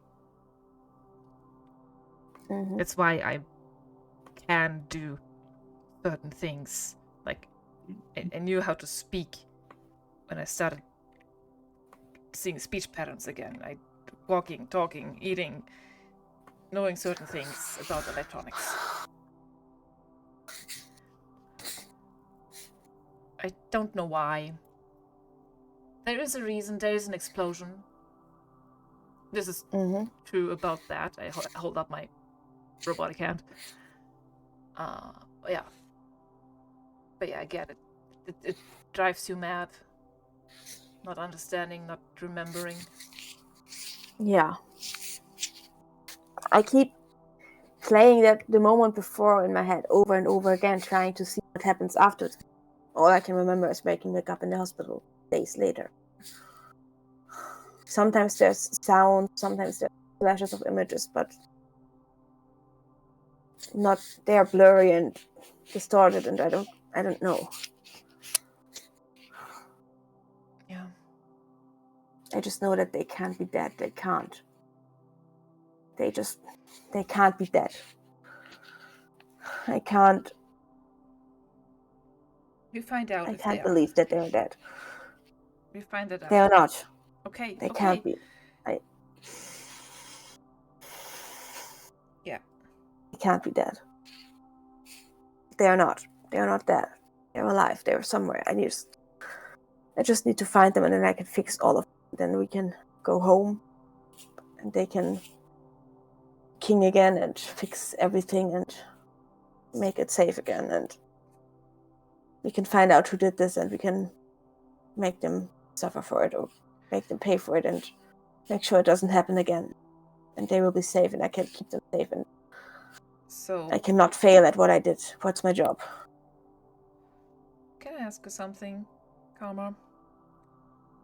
So, if you Sure. find that person on Itronus, Mm-hmm. are you leaving? I don't know. You just said that.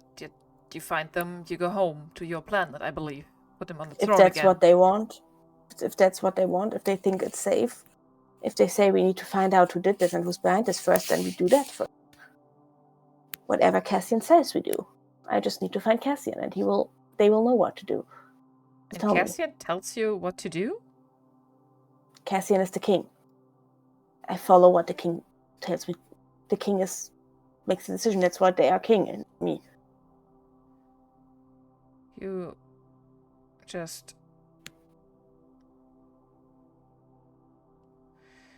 I guess I don't understand that.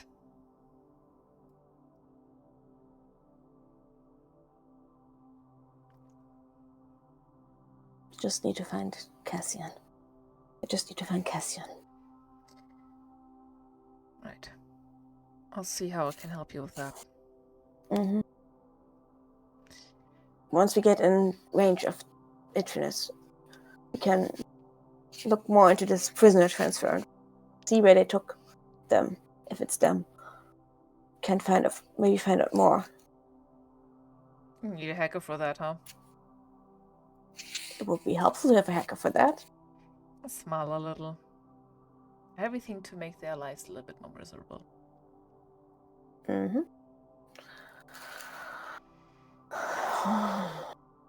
Right, we got a ping from the computer earlier. Right. This is important. Mm-hmm. Thank you for your trust, Connor. Thank you for trustworthy.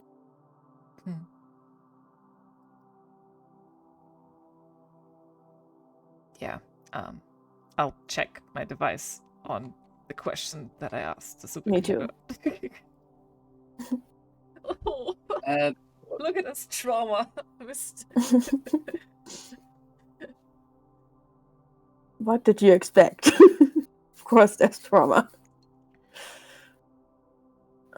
Yes, and by this time you find that not only has your fourth question been answered, but also your fifth. Oh, this is getting... In that case, I will look into my fifth question first, since that's much more interesting to Karma. Well, this is what pops up for you, Karma, as both of your questions are answered with a single line of text. However, both of them contain some very relevant new information.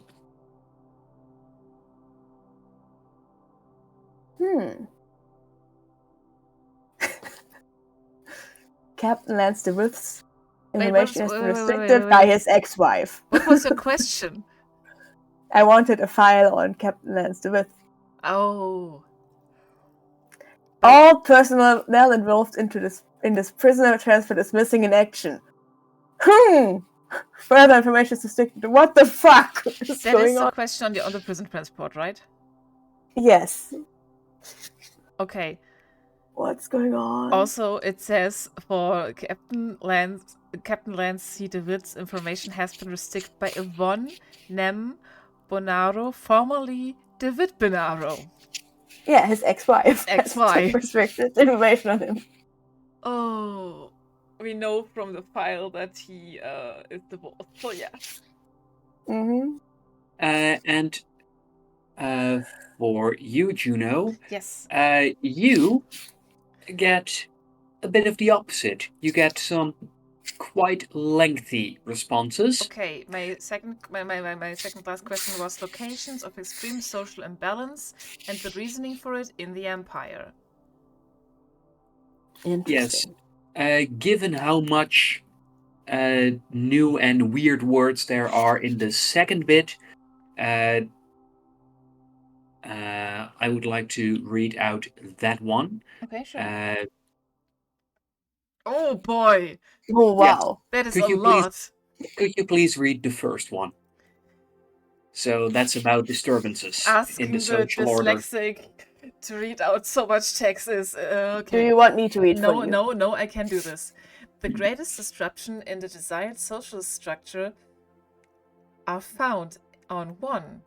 Hyboria, where there is a Leniran rebellion. The reduction is productively remains within the capable margins. Okay. 2. On several minor planets around Aranea 100 large-scale rebellious communities has been intercepted.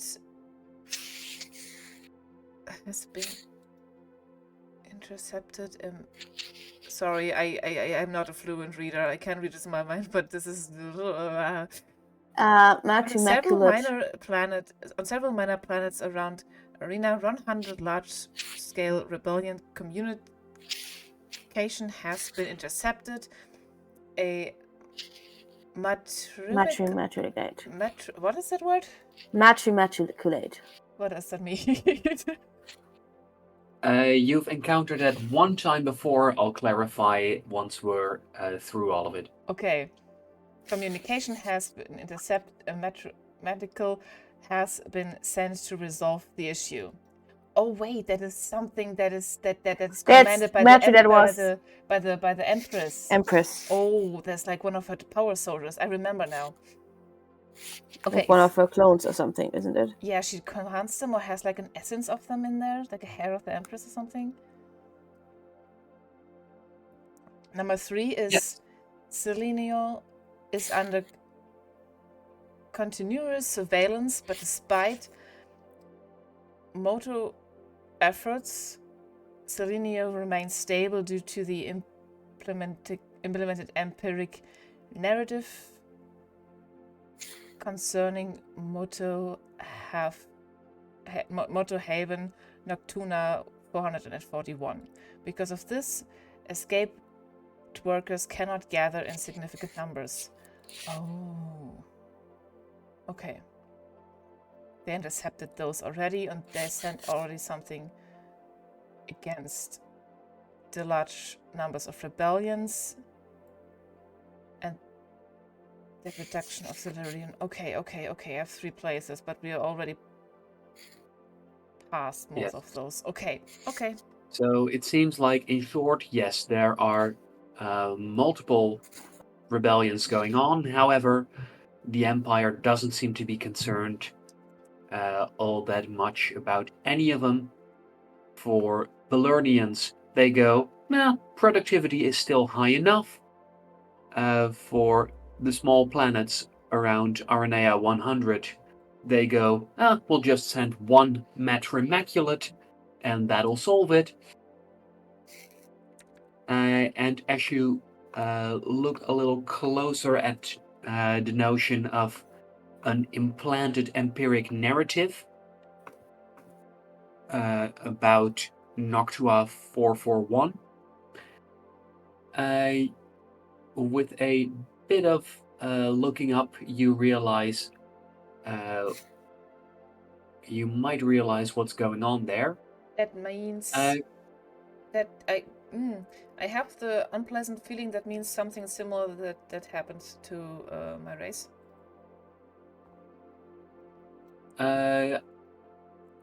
Feel free to either make a brain roll or an educated suggestion. Both of you can do so. What kind of rolls? I was looking at the map. Sorry. Investigation or empiric. Okay, wait for that. And so I'd like despite the motor efforts. Does implanted empiric narrative concerning. Does it mean they cover things? It sounds to me like a and brainwash people. fake story that they told them. Yeah, that's a fake story to tell the people. But I'm also willing to do a brain roll. Yes, because you have part of it.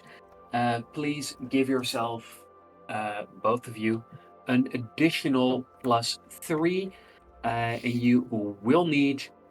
Let's see, for this one, you'll need at least a 13 to succeed. I did reroll because 17. I used the wrong bonus. So with the right bonus, it's a 25. Fair enough. And both of you, independently of one another, realize what is going on here. Because you have read about Noctua 441. Yes, that is where I also later false trace of myself, I believe. Mhm. Well, Noctua 441, that's a star, and this star in particular has an extremely strong magnetic field around it.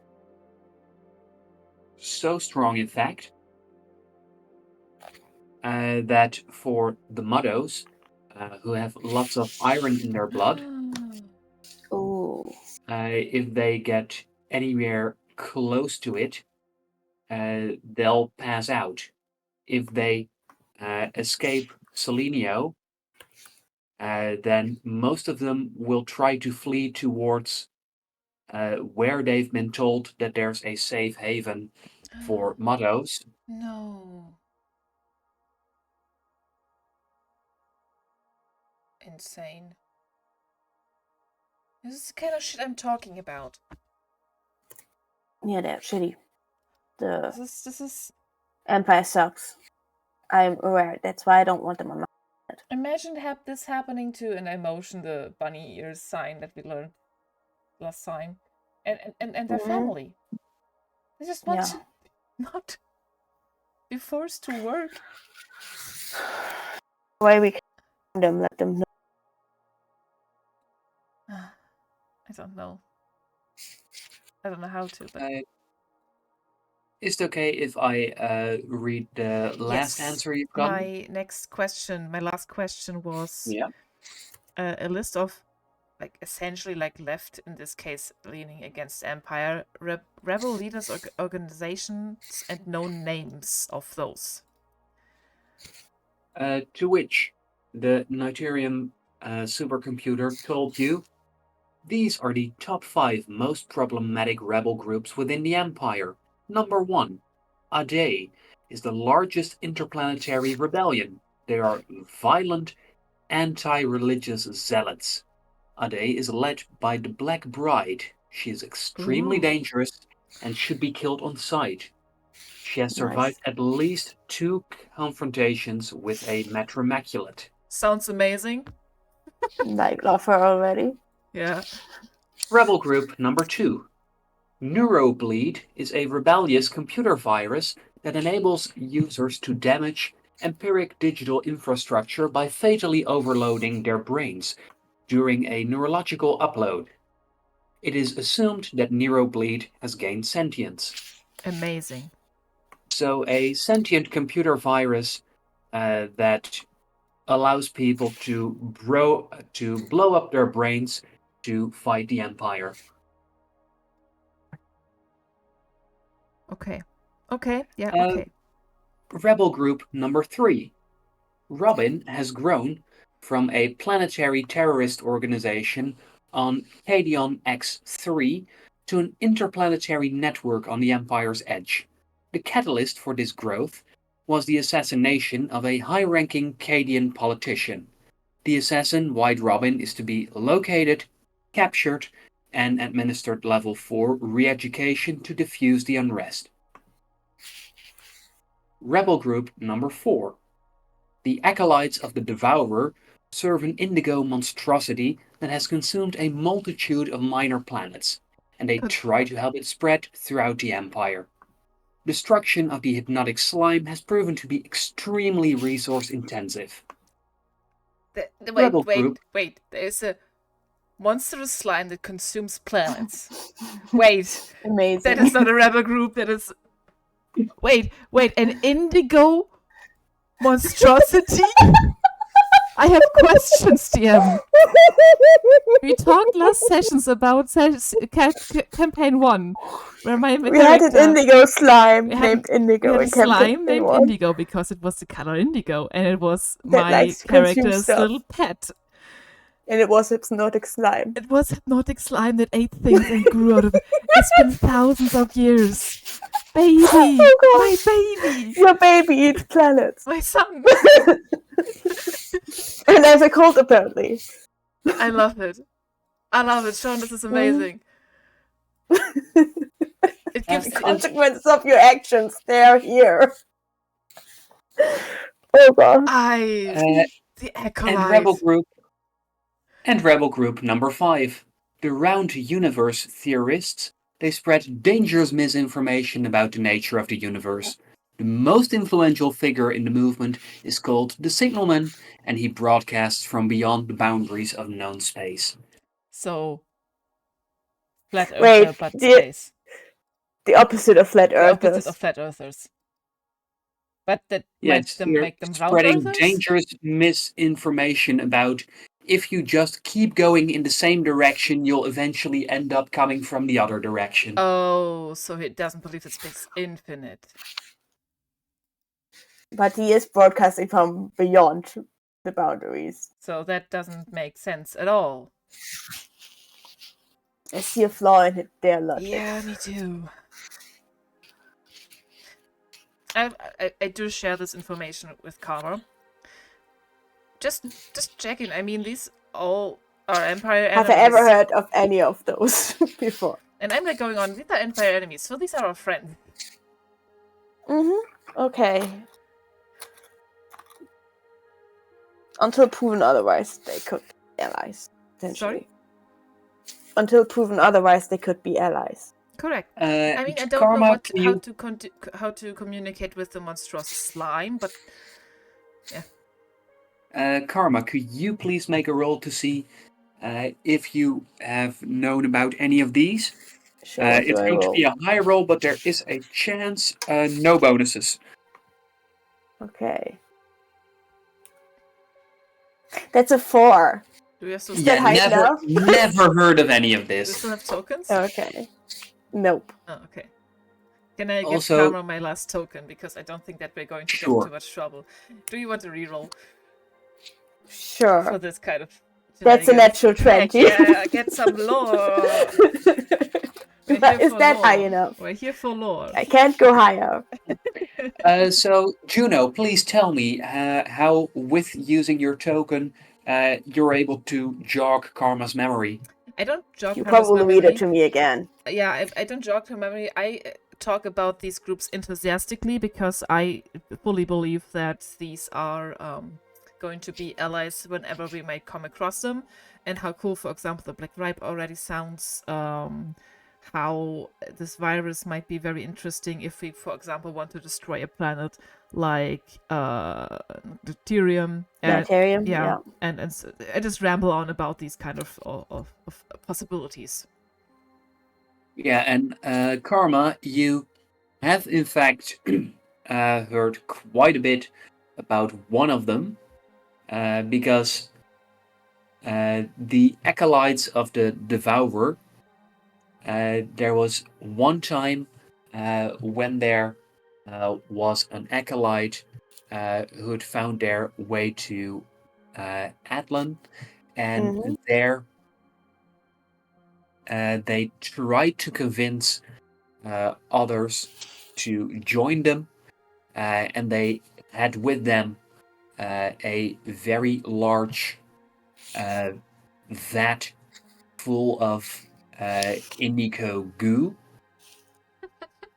and they said that it held the power to destroy planets, and the acolyte was quickly booted off the planet for telling nonsense. And then later on you heard stories about small planets being eaten by indigo goo. Right, yeah, we had one of those group people on my planet. Oh, lucky you got out of that. We didn't have one of the acolytes who carried around a case of with him. What did they look We like? booted him off the planet. It was blue. No, the person. I mean, I guess. Oh, I guess. like did they look anyway special? Did they have blue face paint? No, they didn't. Did they have colorful tattoos? Because that is what Indigo liked. Do they all What did they look look like tattooed lesbians? Ashley, Mommy issues taken to a whole new level. You do not recall the acolytes looking like a tattooed lesbian. AKA my first game. I mean, also, Karma doesn't know what a lesbian is. Right. I'm or not a woman, this because there's no genders and gender, okay. no sexual. Therefore, since there are no gender identity, since everyone is the same gender on Atlan, there's also no real sexual orientation, since everyone is attracted to everybody. There's no specific. Well, if you have only one gender, you can't be attracted. I'm not asking this question out loud because this is just me above table. That's just implying. Yeah, above table explanation as to why Karma doesn't understand what a lesbian is. Well, Karma has, over the course of the past few days, heard strange things about more genders. Yeah, that's weird to me, but that's bullshit. You're a person and that's all, and everything else is just biology that has nothing to do with your gender. I do agree with that, but let people define as they want to do. With that, how very backwards of the Empire to still be using gender role. I'd like to know, is there anything left that we need to do for now? What time is it? Like, wait, is it still the middle of the night? Oh yeah, it's like it must be early morning now, right? Yes, indeed, it is. Because I did have that meeting, Dr. Salem scheduled. And I should probably go see Barty and let him know that the issue is resolved and apologize. I have something to do with this little one, and I poked the spider. I want to give it back to Dr. Morgan because, yeah.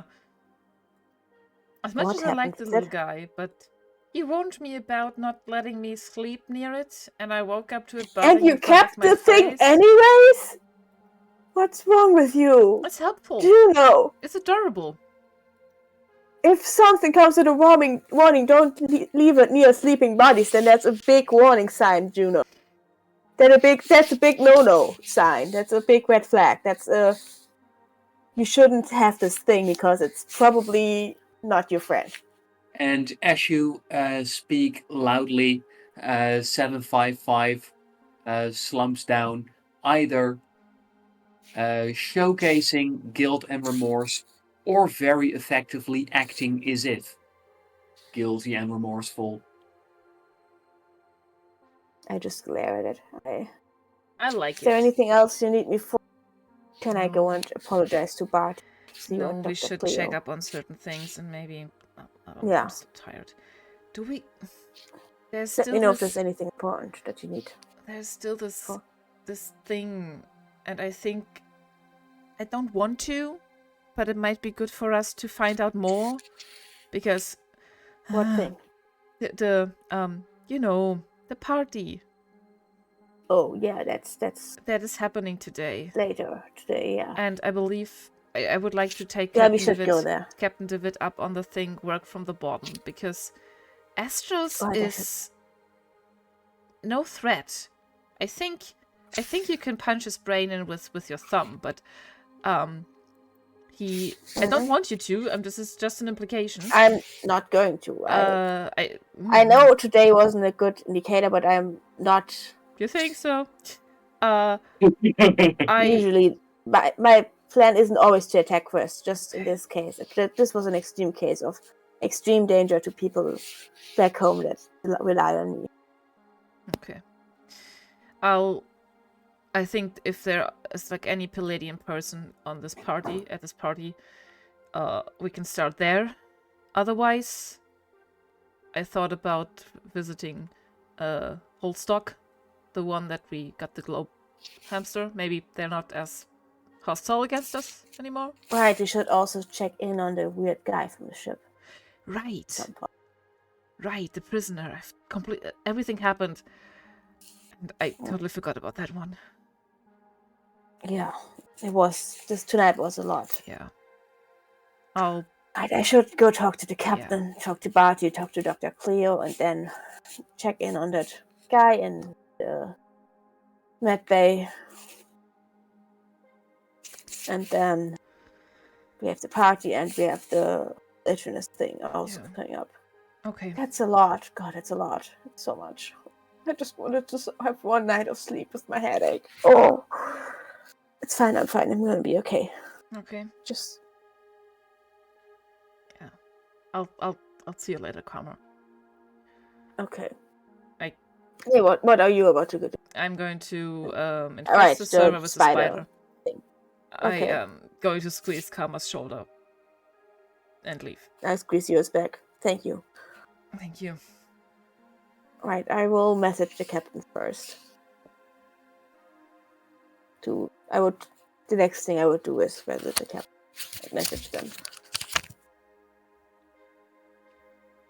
And what would be in your message? Need to talk. Important. Let me know when you have time. All right. And I will probably also add in that it concerns. Was it Article 14? Was it called Article 14? Yes, Article 14. Yeah. Oh, that's also an indicator that you talked to me about because I told you about the. Oh, that's nice. Nice touch. Yeah. Yeah. This is wild.